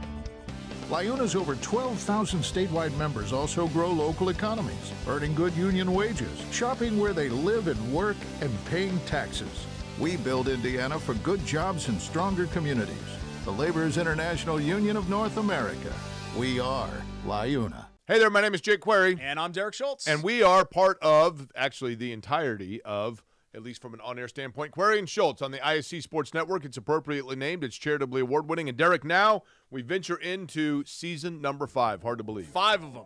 5 of them. Can you believe it? 2 best buds, talking Colts, Pacers, Indiana sports, every Tuesday night, 7:30, ISC Sports Network, and on socials as well. It is made possible, of course, by the people who watch and listen every single week. We are most appreciative. We look forward to season number 5. Your life is on the go. Now your viewing habits can be on the go. With the ISC Sports Network app, your team is at your fingertips. You can download years' worth of content from the ISC Sports Network library. High school, college, special events, weekly and monthly shows, wherever you find your favorite app. And you can always find out more information at iscsportsnetwork.com. Back at Brownsburg High School, Greg Rakestraw, Jan Bozier with you on ISC and MyIndy TV. It is time for Wabash College Halftime Trivia. Little Giants hit the road tomorrow against the Kenyon Owls in Ohio for 1 o'clock kickoff. The Little Giants have been successful against the Owls historically. In fact, Jan, true or false, Wabash has never lost to Kenyon in football since joining the North Coast Athletic Conference 25 years ago. First of all, Greg, I'd like to thank you for giving me a true or false. That gives me 50%. It's A or B. True. I'm going with true. My man. Wabash has won their last 19 games against Kenyon, only losing in the two schools' first ever meeting in 1942. Schedule your campus visit today when you log on to wabash.edu. Folks, we are 29 days away from the 131st playing of the Monon Bell Classic, which, of course, you can see right here on the ISC Sports Network. Let's go back to break. We'll come back and bring you first half highlights. Brownsburg leading Hamilton Southeastern 21-0. You're watching on ISC and MyIndy TV.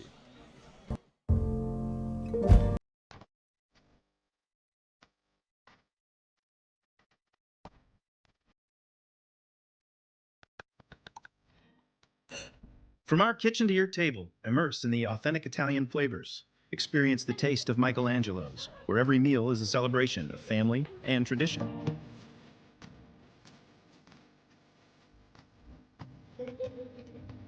Michelangelo's. Gather, celebrate, and enjoy the convenience of our drive-thru and takeout options, located on Westfield Road in Noblesville.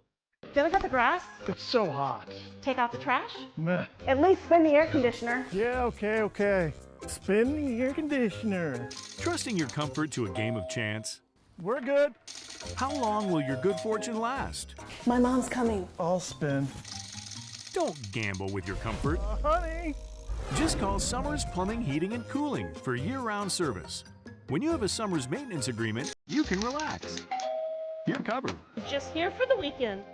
And then finally, oh my goodness, what a touch for the goal. Kept home by Lawrence Ford, and they'll score on it.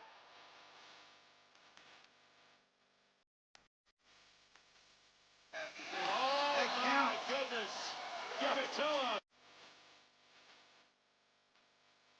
Oh, we will wait, and he knocks him.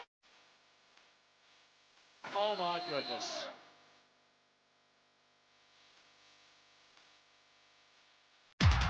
Jackson takes the handoff, throws the deep ball. He's got a man. Catch made. Rolling, throwing, has a man. First down, the grab by Cyrus.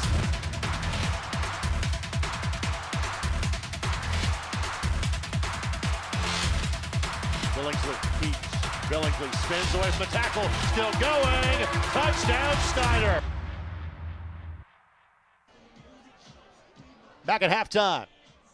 21-0. Brownsburg leading Hamilton Southeastern. We'll give you some of the stats from half number one. We'll show you some highlights from half number one as well. First of all, for Brownsburg, Oscar Fry solid, 8 for 13, 126 yards passing, and a touchdown toss to Brandon Sharp. Sharp, 3 catches, 46 yards. Tez Virgil, the star from a receiving standpoint, 4 catches for 71 yards. Sumter Bay, 45 yards rushing. Job at 21. Fry loses 8 yards in terms of sack yardage again. 2 lengthy touchdown drives for Brownsburg, and this one was a one-play drive after a tip and interception that was run back for a touchdown. It was called back because of a block in the back. 1 play later, Brownsburg scores regardless. For Hamilton Southeastern, Deacon Johnson was 7 of 15, 55 yards and a pick. Penny Baker, 3 catches for 28 yards. 4 different receivers for Southeastern caught passes in the first half.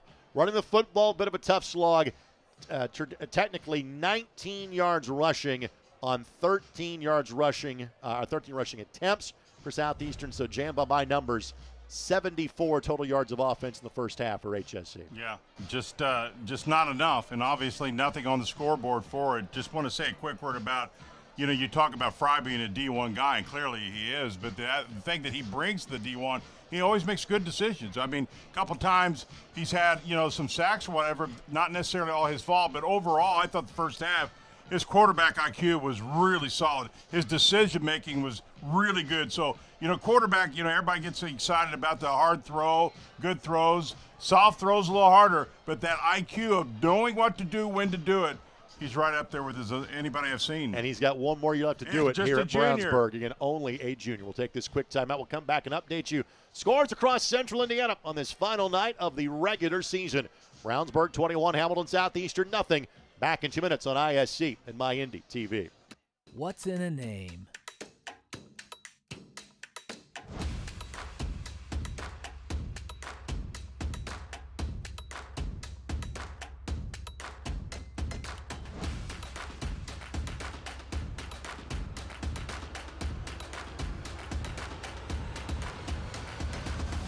What's in a name? Ed Martin Automotive Group, the only name you need to know. Friday Night Lights, big plays, bigger dreams.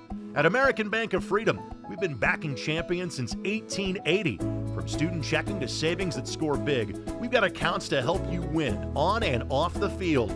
Swing by our branch at 146th and Gray Road or online anytime at AmericanBankOfFreedom.bank. American Bank of Freedom, member FDIC, equal housing lender, NMLS number 409183. Jackson takes the handoff, throws the deep ball. He's got a man. Catch made. Rolling, throwing, has a man. First down, the grab by Cyrus.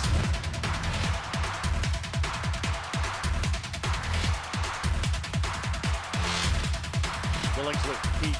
Billingsley spins away from the tackle. Still going. Touchdown, Snyder.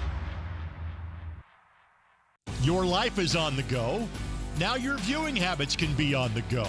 With the ISC Sports Network app, your team is at your fingertips. You can download years' worth of content from the ISC Sports Network library.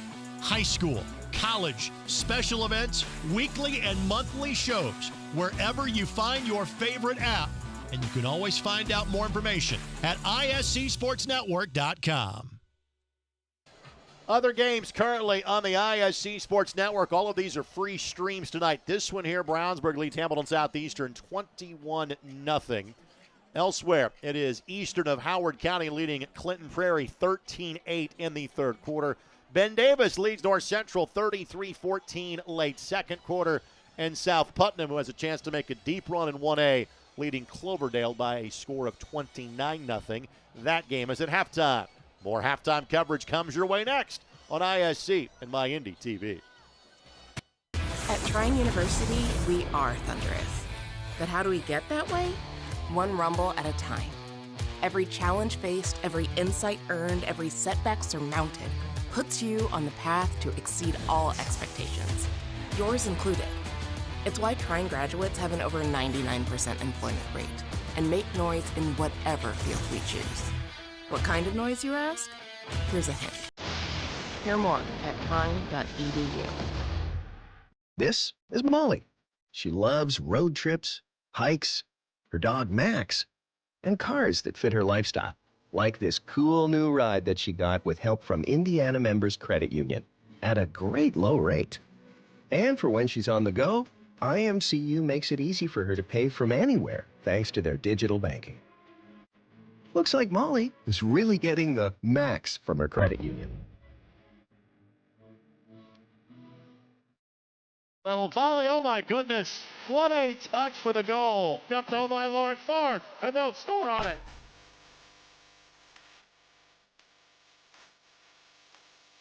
Oh my goodness. Give it to him. Oh, we will lead, and he ducks it. Oh my goodness.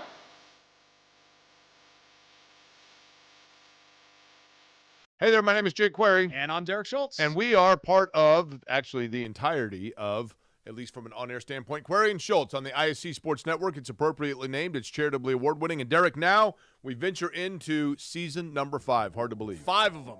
5 of them. Can you believe it? 2 best buds, talking Colts, Pacers, Indiana sports, every Tuesday night, 7:30, ISC Sports Network, and on socials as well. It is made possible, of course, by the people who watch and listen every single week. We are most appreciative. We look forward to season number 5.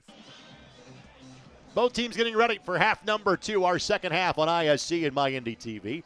Presented in part by LiUNA, the proud members of the Indiana Laborers District Council, affiliated local unions who build Indiana. We are LiUNA. By Raising Cane's, game days are better with Cane's. Raising Cane's chicken fingers, one love. By Spencer Engineering, providing welcome solutions to our clients' engineering needs since 2009.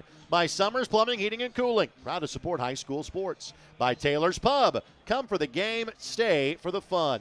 And by Wabash College, schedule a visit or apply today at wabash.edu. One more break, third quarter action next on ISC and MyIndy TV.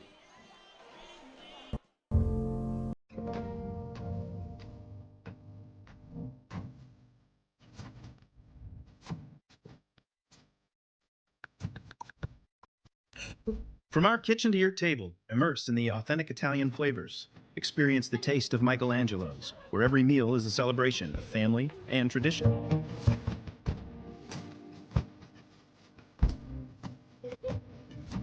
Michelangelo's. Gather, celebrate, and enjoy the convenience of our drive-thru and takeout options. Located on Westfield Road in Noblesville. Gonna cut the grass? It's so hot. Take out the trash? Meh. At least spin the air conditioner. Yeah, okay. Spin the air conditioner. Trusting your comfort to a game of chance? We're good. How long will your good fortune last? My mom's coming. I'll spin. Don't gamble with your comfort. Honey.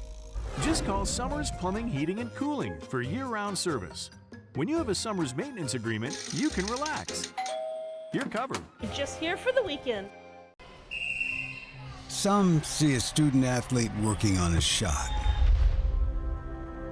we see a powerful lesson in persistence. Some see a student preparing for success on an exam. We see a student athlete preparing for success in life. Proud to keep education in front of athletics since 1903. And then volley, oh my goodness, what a touch for the goal. Jumped over by Lawrence Ford, and they'll score on it.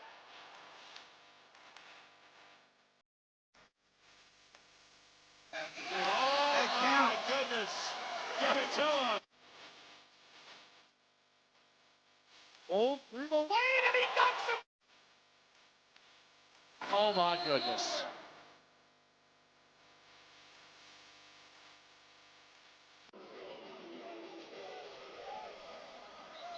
Clearly a Minion theme was at work for tonight's student crowd, which again, a little more reduced because they are in the middle of fall break here, but with the time they get back to postseason action in a couple of weeks, student crew will be at full volume for the Brownsburg Bulldogs. Same for the Hamilton Southeastern Royals. Again, 5A and 6A have the week off. There is one 5A game next week, but everybody else gets to take it all in until October 31st.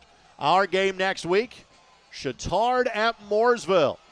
Chittard, one of the favorites in 4A. They're taking on a great Cincinnati Elder team tonight in the Broad Ripple area.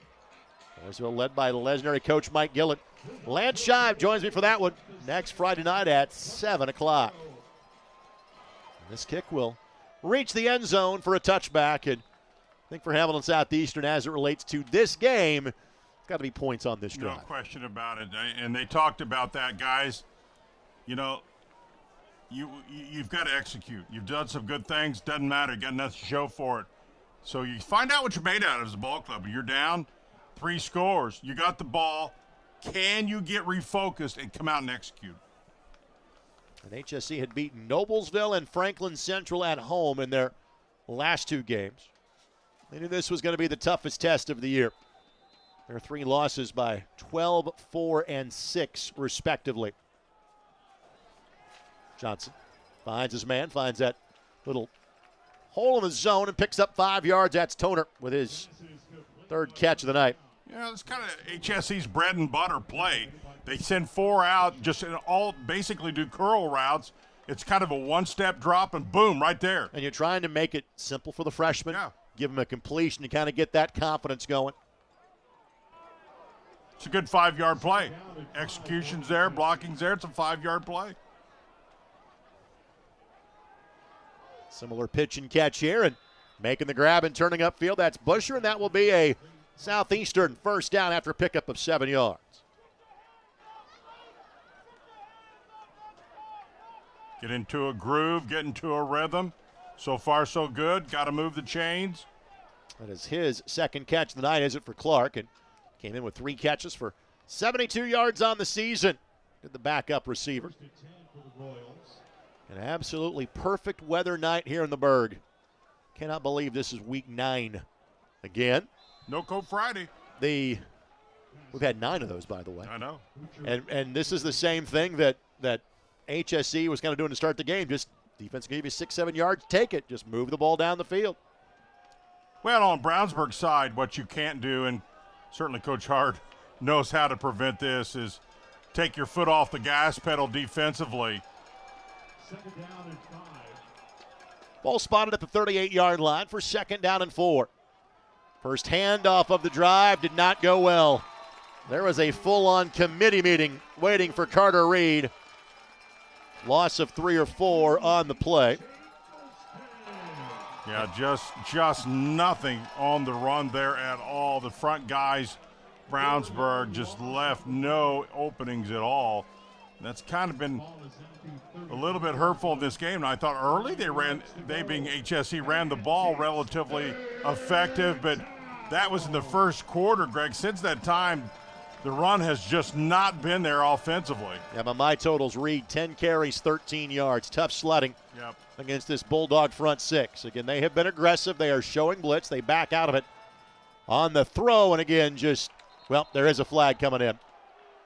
I think that Pennybaker was having a shoulder pad held while he was trying to make his way towards that ball. That should be enough for a first down for Hamilton Southeastern. Technically, it's going to be a hold, but the yardage, regardless, will move the chains for HSE. Defensive holding. Defense. 10-yard penalty will result in a first down. So second first down of the drive now for Hamilton Southeastern. A little bit of break. Take advantage of breaks when you get them. That's going to take you to midfield. Got to stay on the field here. Got to stay on the field if you're HSE. HSE began the year 3-0, winning against Carroll of Fort Wayne, who was a state runner-up a couple of years back. And beat North Central 31-7 before eking out a 3-point win against Avon to open up HCC play. Looking for the deep ball. Again, looking for Pennybaker. Jump ball knocked away, but flag will come out. That'll be 15 yards. That'll be a Hamilton Southeastern first down. I would tell you at first look, I agree with the call. It's always sometimes a little deceiving based upon the angle, but it looked like a ton of contact, Greg, before he even really had a chance to make a move to the ball. 15-yard penalty. So 15-yard penalty. That is Take now a look at it, Greg. See what you think. It's not as close, that look, as it was the long-distance look. We have the benefit of slowing it down and Yes, going we back. do. The back judge in that play has one chance to get it right. Yeah, and the angle that he calls it is so important. Seventh penalty for 75 yards against the Bulldogs. Out in the flat and just throwing this one away. Busher had double coverage. First incompletion for Johnson after his first three passes completed to start the drive. For his last 25 yards, the Royals have come in Brownsburg penalties. Well, that freshman threw that ball a mile, didn't he? That boy's They got keep an getting arm. better at a younger age in terms of high school sports. I mean, that was a throw and a half. You can't replicate high school football, but you can start to get closer to it these days in terms of youth football opportunities. Out in the flat, catch made. Again, just take your 5 or 6 yards and try to matriculate the ball on down the field, as Hank Stram would say. That's Toner, and it's going to be 3rd down and 5. One thing's for sure, he has got a bright future ahead of him. He is a solid-looking freshman, I can tell you that. Toner came in with 21 catches on the season. He's got 4 tonight. It's been the tough yardage for Graham, 19 yards in total. But again, you're thinking 2 downs to pick up 5 yards if you're HSE.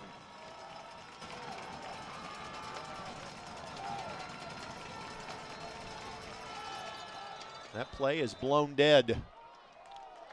Movement against Hamilton Southeastern.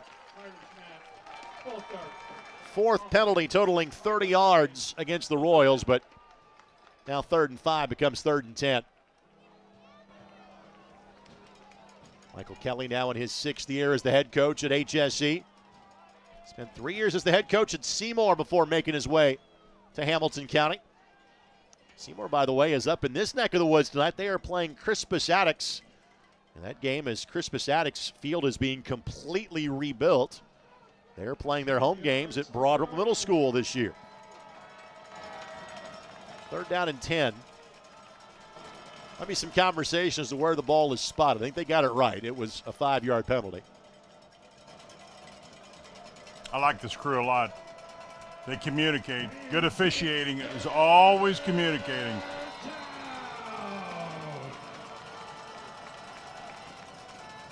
Gotta have it, don't they, Greg? Gotta have it. 4-man rush. And knocked away. Fantastic timing. Bostic has been outstanding. Again, we called his name a lot on their state championship run last year. 4th down and 10, and here comes the punt team on for Southeastern. Yeah, Bostic, the senior, veteran guy, knows when to put those hands in there. Thought he played this just about as well as you can play it. Timing was perfect, Greg. Bostic, 30 tackles on the year. Frankly, the tackle numbers aren't huge for this Brownsburg team because their offense has been so good that they haven't had to be on the field all that much. All right, timeout taken Brownsburg. Let's step aside with them. 4th and 10 when we come back on ISC and MyIndy TV. At Trine University, we are thunderous. But how do we get that way? One rumble at a time. Every challenge faced, every insight earned, every setback surmounted puts you on the path to exceed all expectations, yours included. It's why Trine graduates have an over 99% employment rate and make noise in whatever field we choose. What kind of noise, you ask? Here's a hint. Hear more at trine.edu. Hey there, my name is Jake Query. And I'm Derek Schultz. And we are part of, actually the entirety of, at least from an on-air standpoint, Query and Schultz on the IHSAA Sports Network. It's appropriately named. It's charitably award-winning. And Derek, now we venture into season number 5. Hard to believe. 5 of them. 5 of them. Can you believe it? 2 best buds, talking Colts, Hardly Pacers, Indiana sports, every Tuesday night, 7:30, IHSAA Sports Network, and on socials as well. It is made possible, of course, by the people who watch and listen every single week. We are most appreciative. We look forward to season number 5. You come back to see just the tail end of that punt as Jenkins kicks that away. Kick of 37 yards with no return. Tonight's game presented in part by our friends College Prospects of America. The CPOA team knows college recruiting and is available 24/7 to provide solutions that serve you. They're your total advocate. The CPOA team will work tirelessly to provide counsel and assess and seek answers for you and your family. From our first phone call through college graduation and everything in between. Email Joe Palizzi at cpoateam@gmail.com for more information. Brownsburg looking to salt this one away. That's how you do it. This could be a foot race to the end zone. All the way down the sideline. No flags on the play. How about that for senior night? Sumter Bay from 90 yards out. Wow. He got the edge. The blocks were there. All he had to do was get some open area. Take a look right there. Key block right there. Now check this out. How about a foot race? Not today. I'm not sure on most days you're going to win that foot race against him. Wow. A 90-yard run. That is the second one-play scoring drive of the game for the Bulldogs. Orlando's extra point try is good, and we will step right back out. It is now a 4-score lead as we are inching closer to running clock territory. Bulldogs on their way to 9-0. You're watching an ISC and MyIndy TV.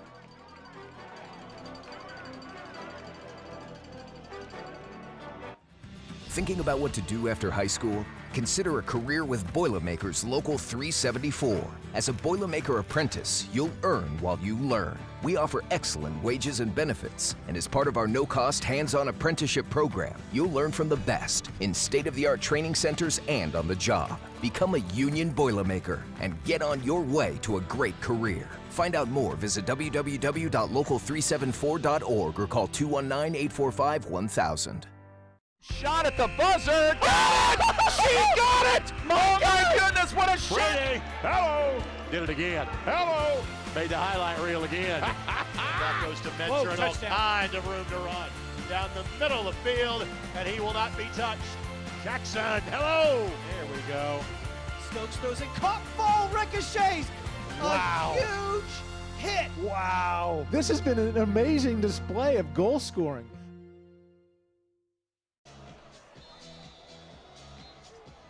Brownsburg has been dominant for most of the season. That continues tonight.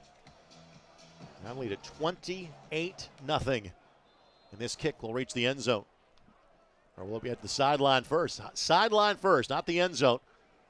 One of the few things the Bulldogs have done wrong tonight. Ball will be at the 35-yard line. Tonight's game presented in part by the Indy Card Exchange. They'll make a competitive offer on vintage and modern sports cards and Pokemon cards as well.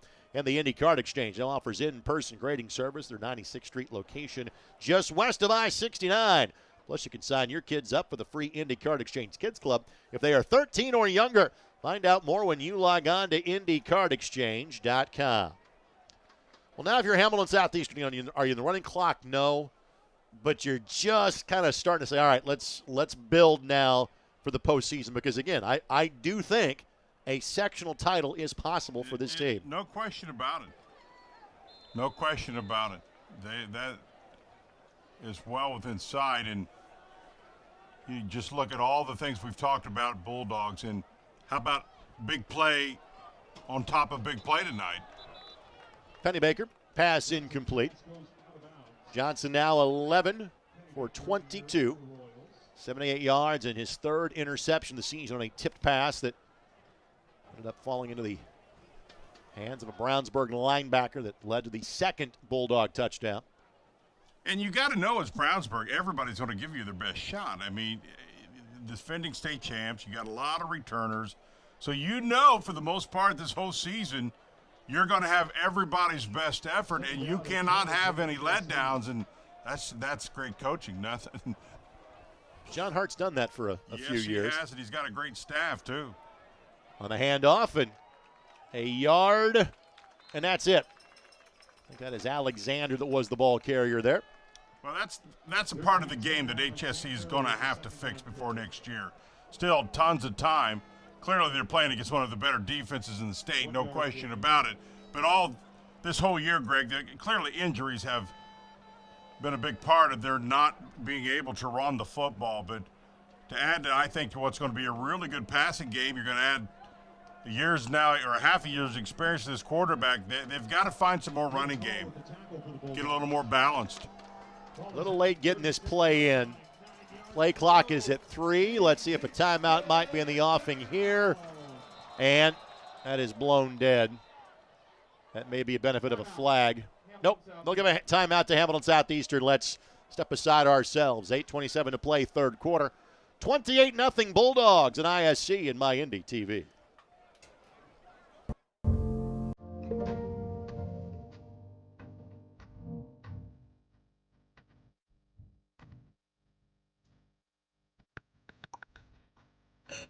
From our kitchen to your table, immersed in the authentic Italian flavors, experience the taste of Michelangelo's, where every meal is a celebration of family and tradition.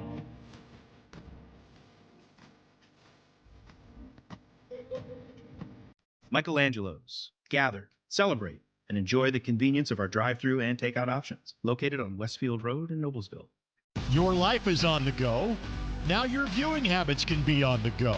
With the ISC Sports Network app, your team is at your fingertips. You can download years' worth of content from the ISC Sports Network library.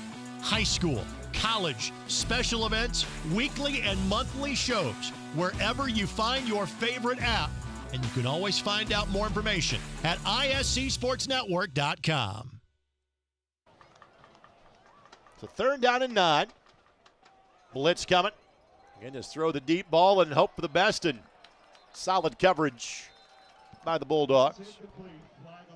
However, flag is down behind the play, and roughing the passer is going to be the call. So several of the HSC first downs in the second and third quarters have been because of penalty flags. Exactly right, exactly right.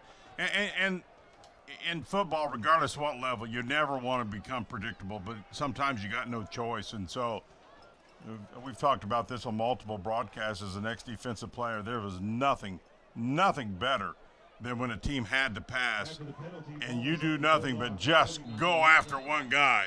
I mean, that, from a defensive line perspective, that is fun. It's not fun for the offense. It's sure fun for the defense because you pretty much don't have to worry about run. You're thinking one thing, rush the passer. On the handoff, it's Reed, and Reed gets a couple of yards before being spun down. Alex Fisher, senior, 48 tackles on the year coming in, and a fumble recovery as well. 2nd and 8.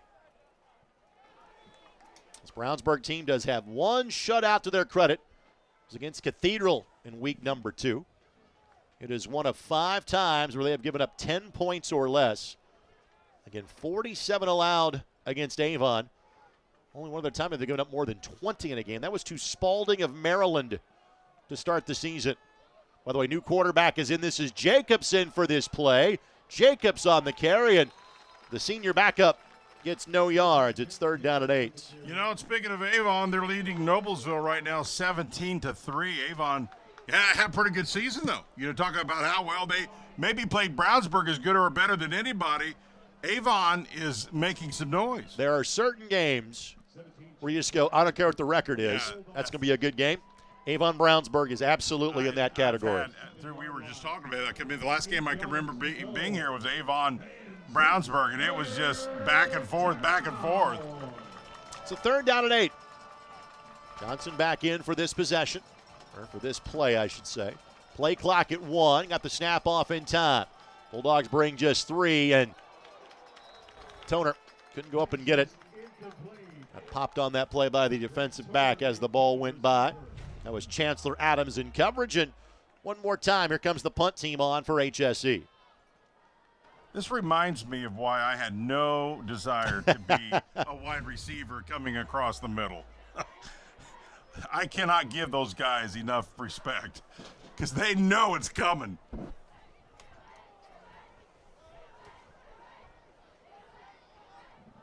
Fourth punt of the night for Jenkins. Solid one.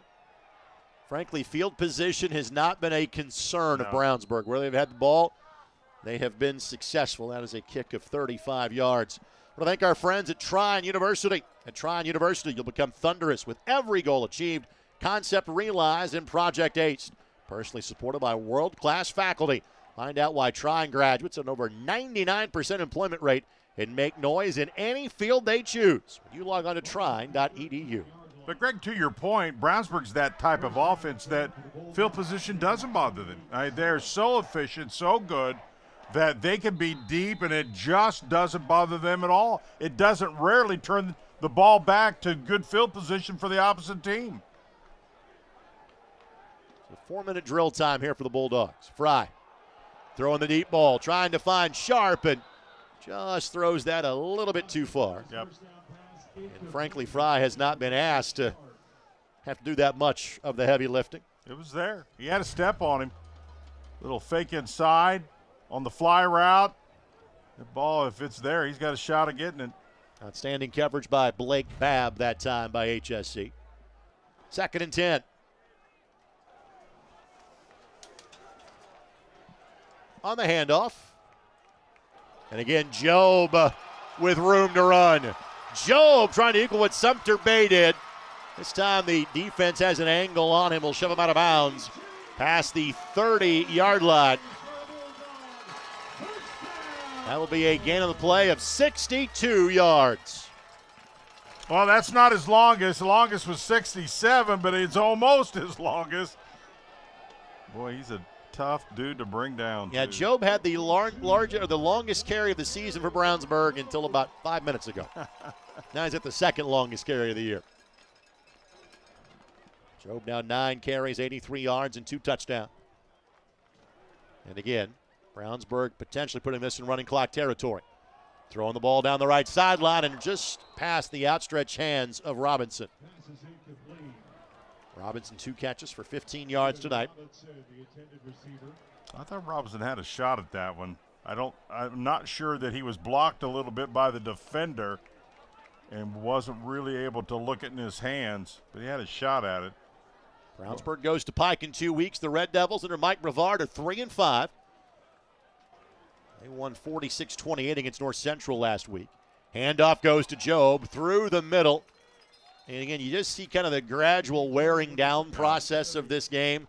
Those holes are getting bigger as the game's going along. And that's the difference between Brownsburg and other teams. Their running game can be and is so dominant. It does a lot of things. It keeps you on the field and keeps the opponent's defense on the field. To your point, Southeastern's defense has been on here for a long time now. Fry, 3rd and short. Over the middle. Catch made. Spin move engaged by Sharp. 1st and goal, 7-yard line after a gain of 10 yards. Twist and shout. Couple of little moves. Man, who do you stop? They just throw one weapon right after another. Take a look at the route. Here's a nice little ISO. He's wide open. They're in his zone. Just a soft pass in the middle. And just a little twisted turn. Handoff on the dive up the middle. That's Sumter Bay. He gets 3. Sumter Bay now 13 carries, 138 yards. Of course, 90 of those on 1 carry. And this has kind of about been the average margin of victory for Brownsburg. Wins of 29, 28, 28, 32, and 35 this season. Fry carries out the fake. Here comes pressure. Plant a foot in the ground and try to run it, and he'll do exactly that. And we are an extra point away from the running clock here in Brownsburg tonight. Well, Fry's certainly not afraid to run it. He already has 2 running touchdowns coming into tonight. Smart move. We talked about the IQ earlier, Greg. Nothing there. Didn't panic. Little naked bootleg. Pressure's there. He just reads. Jukes, runs, touchdown. 3rd rushing touchdown of the year for him. You and I have seen a lot of Carmel. It's the first time we've seen Brownsburg. There's a lot of similarities in those two teams really this year. I was good. We've been together way too long. I was thinking the exact same thing. Well, running clock territory, but first with this quick timeout, Brownsburg on their way to 9-0. You're watching on ISC and MyIndy TV. Thinking about what to do after high school? Consider a career with Boilermakers Local 374. As a Boilermaker apprentice, you'll earn while you learn. We offer excellent wages and benefits, and as part of our no-cost hands-on apprenticeship program, you'll learn from the best in state-of-the-art training centers and on the job. Become a union Boilermaker and get on your way to a great career. Find out more, visit www.local374.org or call 219-845-1000. Jackson takes the handoff, throws the deep ball. He's got a man. Catch made. Rolling, throwing, has a man. First down, the grab by Cyrus.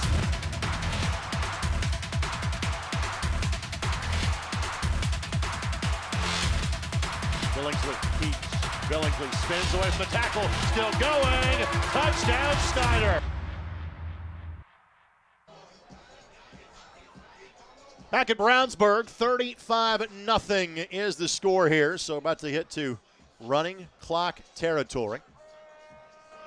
We'll talk about the postseason path for these teams. And again, for Brownsburg, we'll kind of make it the 30,000-foot view the entire route. Orlando's kick will reach the end zone for a touchback. Kickoff goes for a touchback.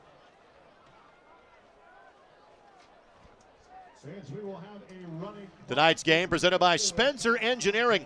Let Spencer Engineering help reach your project's goals on time, on budget, and with ease. At Spencer Engineering, we've been providing welcome solutions to our clients, our engineering needs since 2009. For more information, visit spencermep.com. Scores to pass along to you. Roncalli leading East Central 15-7. That has turned into a great rivalry of two teams that are not close to each other, but they play every year. Jacobson at quarterback.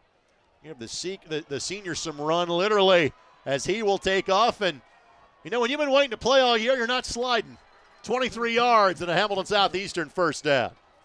Hey, what a nice little decision by him. You know, it's tough for him as you have a transfer in that was the starter, and then it's the freshman that gets the job when you don't. I love to see him getting some positive time here. No question. You know, make the best of it. This is supposed to be about life lessons, right? And he's kind of learned some this year, whether he wanted to or not. On the handoff. Good strong running there to just kind of keep the pile moving. That's Alexander for a gain of 3 yards. So again, for Brownsburg, and you like their chances against Pike, you think it's likely Avon they would see in the sectional final. If it's the favorites from that point in time on, the path would be Pike, Avon, Lawrence North, Center Grove, Carmel. It is the toughest possible path you could have in 6A. I would think so. But frankly, it's the one that Brownsburg had last year, and they won it too. Little pop pass that's tipped a couple of different times. It was Toner, then Walls, and then nearly a defensive back that got his hands on it. All adds up to an incompletion, 3rd down. As we mentioned, for Hamilton Southeastern, they will play at Homestead. Homestead is 5-3, but again, it's a different schedule of 5-3 for Homestead. Yeah, I don't think Brownsburg much worried about who they play. They're just worried about what they do and execute. They figured that out last year. I don't think they get overly concerned who they play, who they don't. They know they're going to have to beat good teams to go back and win at Lucas. 3rd down and 7. Again, slinging the deep ball, looking for Pennebaker, and incomplete. 4th down. And for HSC, if it's going to be they and Fishers, who'd be the favorites in those games, even though road games and a lengthy trip for Southeastern up to Homestead, Mudsock Part 2 would be at Fishers High School. That's the way the bracket would shape up from a draw standpoint.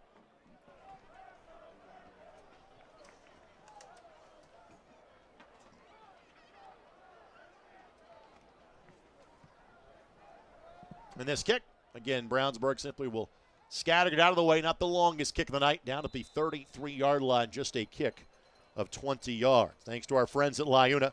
The 12,000 Hoosier men and women with labor as district council affiliated local unions that build Indiana. We are Liuna. Well, the last time Southeastern played Fishers won.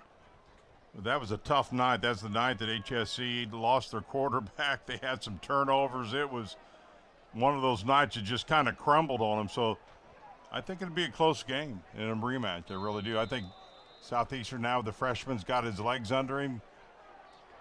Should be another full house, Mudsock 2.0. Is that what you called it? It is always a full house for a Mudsock, yes, for any sport.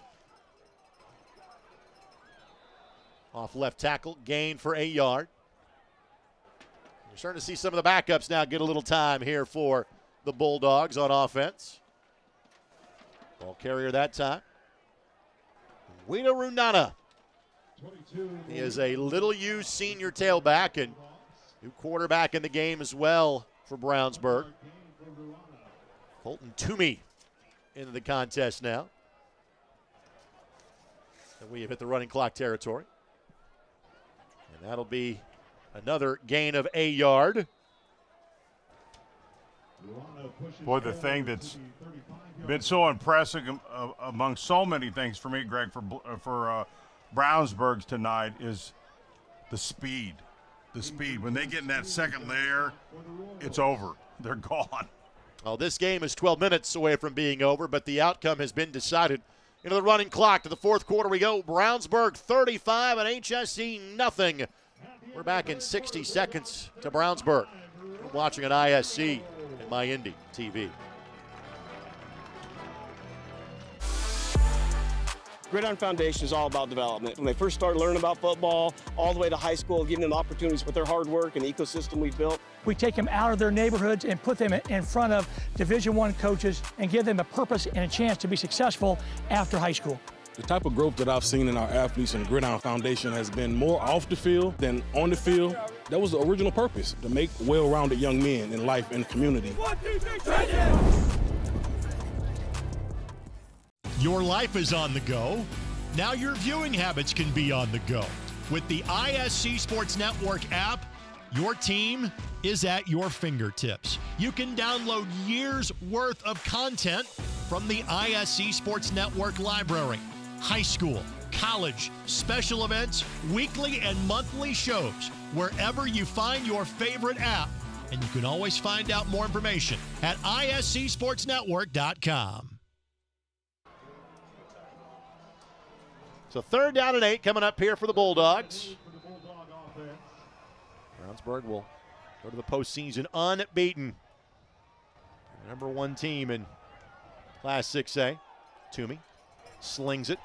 Catch made, and should be enough for the 1st down. That is Vincent Fallen, that is the receiver on the play. He'll pick up 9 yards on the completion.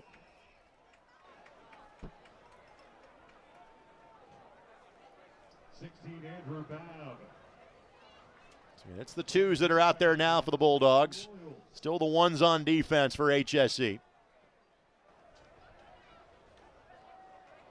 Little problem in mesh point, but no problem there.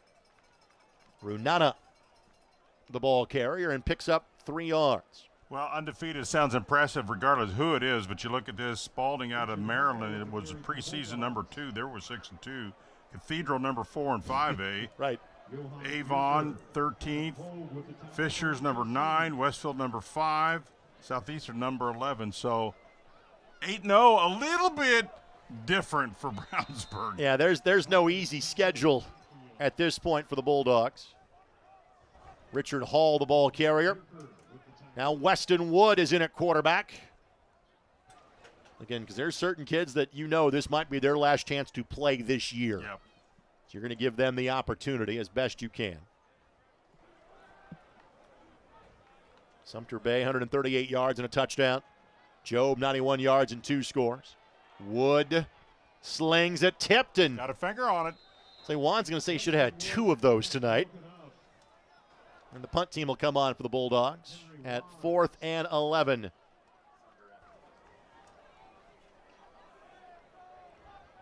There's no question Southeastern's just going to have to move, just like everybody else who's played Brownsburg. You're going to have to move on. They played a tough team. Watch film. What can we do better? And just get refocused. Got another week off. Orlando's kick. Fielded and wow. And dropped at the 28-yard line. The return attempt. Timed by Connor Hobick. I want to thank our friends at the Indy Thunder. They are Indiana's premier beat baseball organization, which gives blind and visually impaired athletes a chance to compete at the national or international level. The Thunder are now 6-time World Series champs, including a perfect 26-0 season in 2025. Looking for sponsors, volunteers, even players for their 25th season in 2026. Contact Darnell Booker at 317-370-7231, and you can watch the Thunder anytime by logging on to ISCSportsNetwork.com. First attempt for the Royals. Now for Hamilton Southeastern, trying to get a touchdown for the ones here. Jacob stays in, throws the ball. That's Kelly. Catch made, and he'll plow forward to the 36-yard line for a gain of 9. Brownsburg only has 1 shutout. I think you talked about that, which is against Cathedral, who's a pretty good ball club. That being said, they're giving up just 14. But still, there's nothing better for a defensive pride level is to get a shutout. Yeah, that's you. They're harder and harder to get every year because offenses are so good. And to get a shutout, man, you talk about that from a defensive club for a long time. 2nd and a yard. Trips to the top side of the formation. And on the handoff, that will be a first down and then some. A stiff arm. And a bit of a nudge at the end of that play as well. And that is the backup, Tayshawn Sanders. We have not seen him yet in tonight's game. Sanders came in with 125 yards and 2 touchdowns on the season. Look at forward progress to the 42. So that'll be good for a gain of 22 yards and a first down.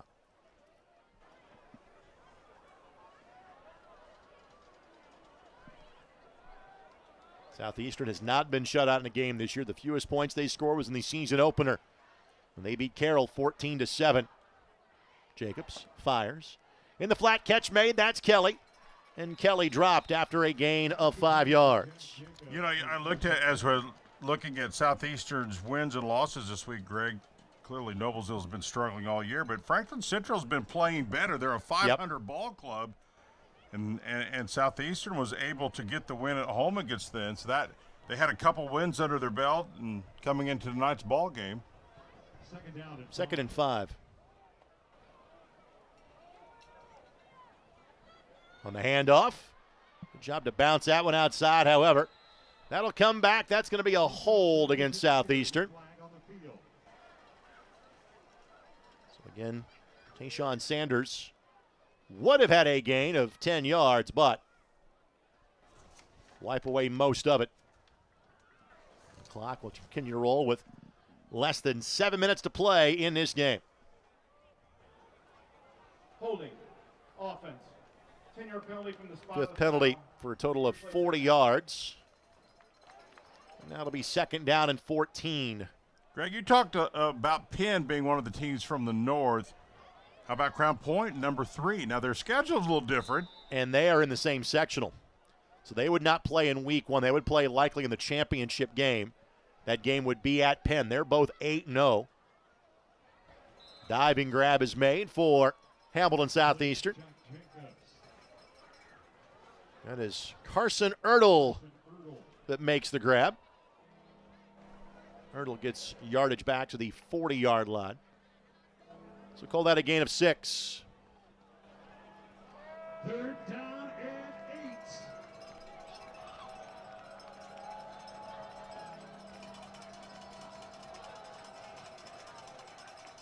Bulldogs bring 3, and that pass is incomplete. Pass is incomplete. And you would think that, given time and score, the offense would stay on the field here for Southeastern. I would think so. Knowing that Brownsburg's goal is simply to try to run the clock if given the opportunity. Now you talk about Crown Point. Playing in the Duneland Conference has a lot of really good 5A teams. There's not many 6A teams in their area. They did come downstate and play Pike in week number 2 and won that game by 3 scores.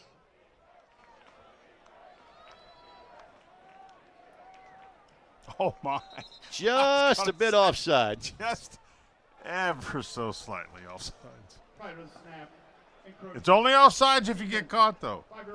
But when you're in front of the official, that's probably going to get called. Trayton Mitchell might have been charged for trespassing on that one. He was that far offside. And I'm not sure that, given the fact you don't play again for 14 days and you're pitching a shutout here and you're going to win your league in unbeaten style, that you're going to be looking for things to gripe about if you're Coach Hart. No. 9 penalties, 95 yards. That's the only negative you would take from tonight. 4th down. Jacobs out in the flat. Catch made. 1st down. Needed to get 3 yards and ended up picked up 5 on that play. That is Noah Elkins that made the grab. Both teams doing a good job of making sure their seniors get a look here at the end of the season. No, no question about it, Coach Hart. Just another outstanding job. Him and his staff to be congratulated. Tough to go undefeated. It's tough to win a state championship, come back, go undefeated. His winning percentage here is stellar. Sanders will lose a yard. 2nd down and 11. Well, after tonight, it will be 91-19. I'd say that's stellar. I can do the math. You're going 9-2 in your 10 years on a regular basis. You can do it. 358 career wins for John, and again, he has spent time coaching Mount Carmel in Illinois. Yeah. Didn't he win a state championship over there too? He won one in Illinois. May have. Oh, that could be a trivia. I could maybe get you on that one. I think he did. 2nd and 11. Mark that one down. Jacobs. Catch made. 1st down. And a gain of 13 yards. That grab is made by Barry. First time we have called his name tonight, Turner Barry. Barry had 13 catches in the season coming in. And again, Hamilton Southeastern just trying to get some points here at the end of this one. Trying to avoid being shut out for the first time this season.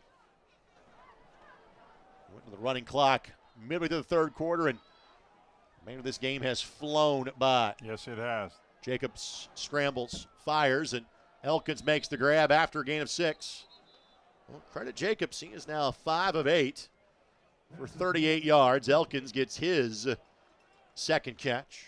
2007 Evansville Rights, 2009 Warren Central, obviously last year 2024 Brownsburg, the 3 in Indiana, and I'm almost positive he won 1 in Illinois. Well, after he left Warren Central, he went back out of state and then came back for the Brownsburg job. Right.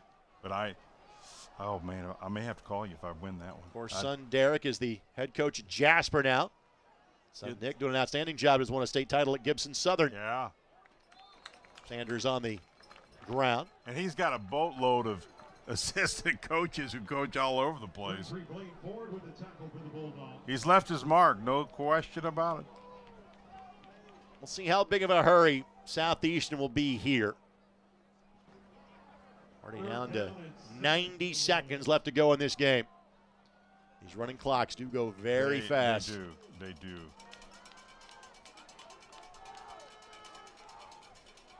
On the handoff, and Brownsburg swarming the play. Loss of 1. Ball carrier that time for Hamilton Southeastern. Emmanuel Ndika that got the carry, and it's 4th down. Tackle made by Mitchell. Legally onside that time was Mitchell as he made that play. I think you do better. You get away with that once, that's all. 4th down. Jacobs will keep. Jacobs off right tackle. Jacobs looking for the end zone. He'll score. There you go. Touchdown for Hamilton Southeastern. They are on the board in the final minute of this game.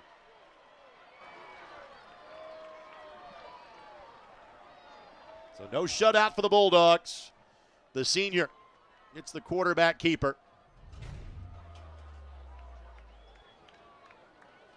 Clock continues to roll while we're waiting the kicking of the extra point. Looks like we're going to kick it and call it a day. Snap back, kick is up, and this one is good. Extra point is good. But it's deemed that that's going to be enough for tonight's contest, and I think both teams ready to get on to the postseason. Yeah, time to move on. 35-7, Brownsburg wins it. A little extended postgame coverage comes your way next on ISC and My Indy TV. What's in a name?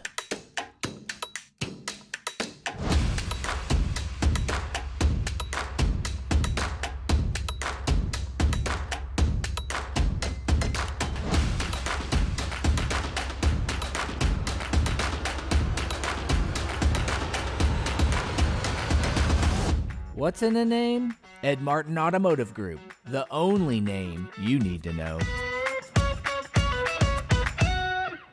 Hey there, my name is Jake Query. And I'm Derek Schultz. And we are part of, actually the entirety of, at least from an on-air standpoint, Query and Schultz on the ISC Sports Network. It's appropriately named. It's charitably award-winning. And Derek, now we venture into season number 5. Hard to believe. 5 of them. 5 of them. Can you believe it? 2 best buds, talking Colts, Hardly Pacers, Indiana sports, every Tuesday night, 7:30, ISC Sports Network, and on socials as well. It is made possible, of course, by the people who watch and listen every single week. We are most appreciative. We look forward to season number 5. Friday Night Lights, big plays, bigger dreams. At American Bank of Freedom, we've been backing champions since 1880. From student checking to savings that score big, we've got accounts to help you win on and off the field. Swing by our branch at 146th and Gray Road or online anytime at AmericanBankOfFreedom.bank. American Bank of Freedom, member FDIC, equal housing lender, NMLS number 409183. Your life is on the go. Now your viewing habits can be on the go. With the ISC Sports Network app, your team is at your fingertips. You can download years' worth of content from the ISC Sports Network library. High school, college, special events, weekly and monthly shows, wherever you find your favorite app. And you can always find out more information at iscsportsnetwork.com. This one over early, both literally and by the score. Again, we went to the running clock, went through the third quarter, and game flew by from there. Brownsburg 35 and Hamilton Southeastern 7. Greg Rakestraw, Jan Bozier. Jan, thoughts on this one? Well, Brownsburg gets on you early, and then they make you become predictable, and it's very difficult to come back because their defense is so good. So it was vintage Brownsburg, senior night. They were focused. It's easy to come into these things. You're supposed to win, and then you do it in the fashion in which they did, Greg. I want to thank our friends at Roost Cafe. Start your morning at Roost Cafe, where the coffee's fresh, the breakfast is made with love, and everyone's greeted with a smile. For 17 years, we've been serving up breakfast, brunch, and lunch to our community. We're open daily from 7 until 2, so come in, get comfortable, and feel right at home. 2 things about Brownsburg, one on each side of the ball.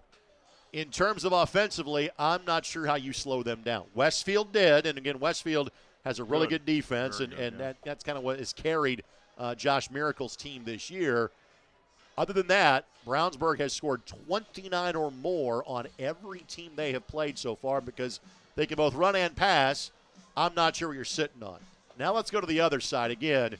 Once a team puts 47 on you, the thought is, hey, I'm not sure Brownsburg is good defensively. Well, that game kind of sticks like a sore thumb. They've been really good in every other game defensively, They didn't give up a touchdown literally tonight, Jan, until it was the final play of the game. Yeah, no question about it. And Brownsburg doesn't get bothered by field position. You say, well, play the field position game. Doesn't bother them. They've got big play guys.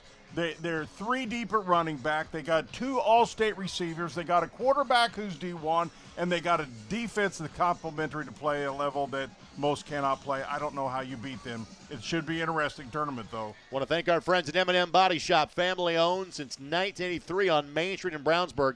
M&M Body Shop offers full-service collision repair with a lifetime guarantee on their craftsmanship. Calling you at 317-852-6347. We'll take this time out. More post-game coverage comes your way next on ISC and MyIndy TV. At Trine University, we are thunderous. But how do we get that way? One rumble at a time. Every challenge faced, every insight earned, every setback surmounted puts you on the path to exceed all expectations, yours included. It's why Trine graduates have an over 99% employment rate and make noise in whatever field we choose. What kind of noise, you ask? Here's a hint. Hear more at trine.edu. We build Indiana. The Laborers International Union of North America are building roads and bridges to get Hoosiers where they're going today, and a new energy infrastructure that will keep Indiana competitive tomorrow. LIUNA's over 12,000 statewide members also grow local economies, earning good union wages, shopping where they live and work, and paying taxes. We build Indiana for good jobs and stronger communities. The Laborers International Union of North America. We are LIUNA. Some see a student athlete working on a shot. We see a powerful lesson in persistence. Some see a student preparing for success on an exam. We see a student athlete preparing for success in life. Proud to keep education in front of athletics since 1903. Jackson takes the handoff, throws the deep ball. He's got a man. Catch made. Rolling, throwing, has a man. First down, the grab by Cyrus.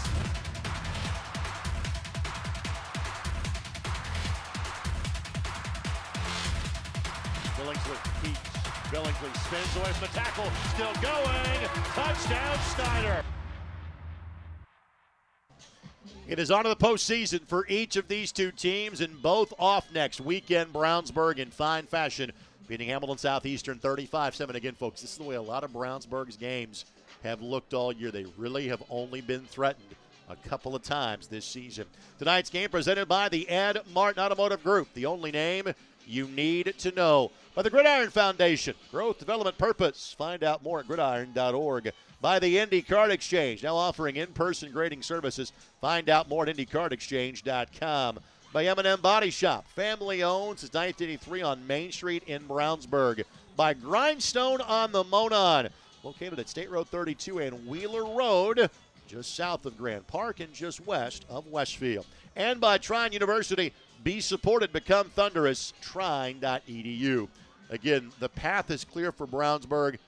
This young HSE team, you got 14 days to get ready for Homestead.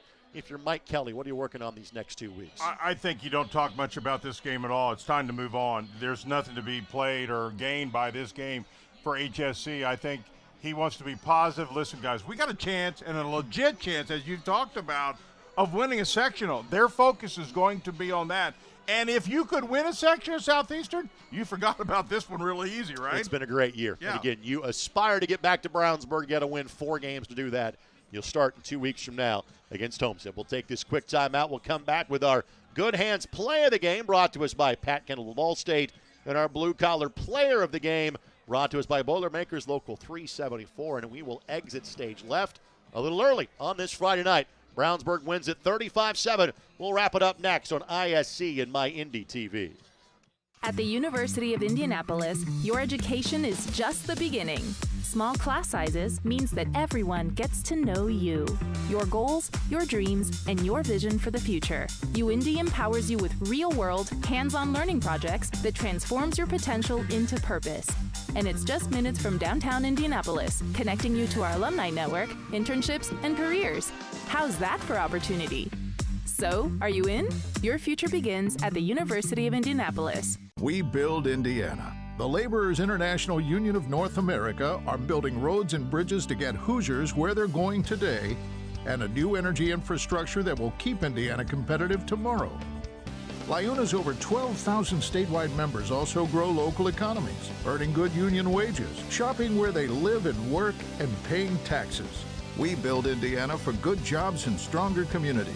The Laborers International Union of North America. We are LIUNA. Hey there, my name is Jake Query. And I'm Derek Schultz. And we are part of, actually, the entirety of, at least from an on-air standpoint, Query and Schultz on the IHSAA Sports Network. It's appropriately named. It's charitably award-winning. And Derek, now we venture into season number 5. Hard to believe. 5 of them. 5 of them. Can you believe it? 2 best buds, talking Colts, Hardly Pacers, Indiana sports, every Tuesday night, 7:30, IHSAA Sports Network, and on socials as well. It is made possible, of course, by the people who watch and listen every single week. We are most appreciative. We look forward to season number 5. Jackson takes the handoff, throws the deep ball. He's got a man. Catch made. Rolling, throwing, has a man. First down, the grab by Cyrus.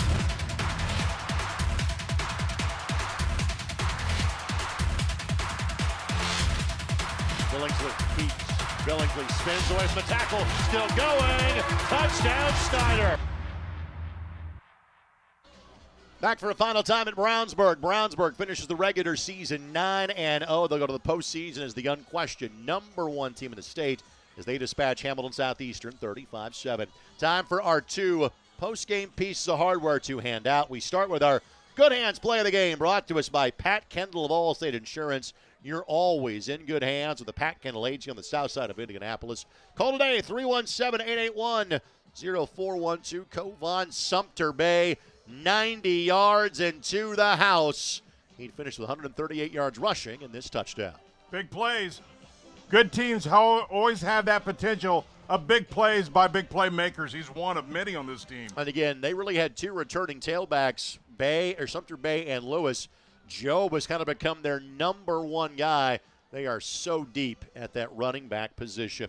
Speaking of the running back, we are a blue-collar player of the game, brought to us by Boilermakers Local 374. Become a union Boilermaker. Be on your way to a great career. Find out more when you log on to local374.org. Job had a carry of 62 yards of his own accord. 10 carries, 91 yards, and 2 touchdowns for Job today. Yeah, just solid. Just solid. Let's give those guys up front a shout-out. The offensive and defensive lines dominated in this game today. They deserve a ton of credit. Brownsburg has been dominant all year long, and now they look to repeat what they accomplished a year ago as the 6A champions. These teams off until Halloween.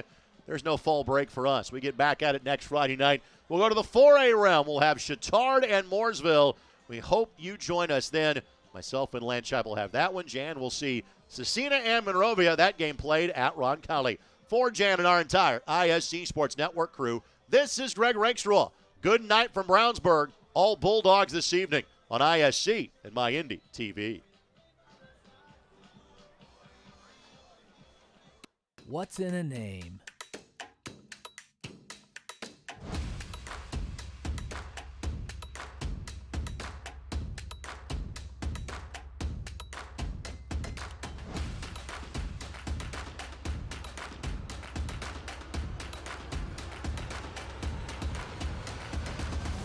What's in a name? Ed Martin Automotive Group, the only name you need to know.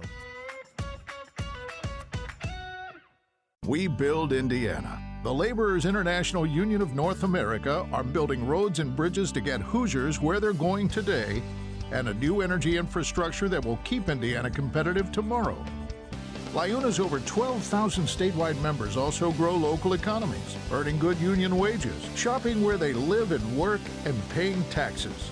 We build Indiana for good jobs and stronger communities. The Laborers International Union of North America. We are LIUNA.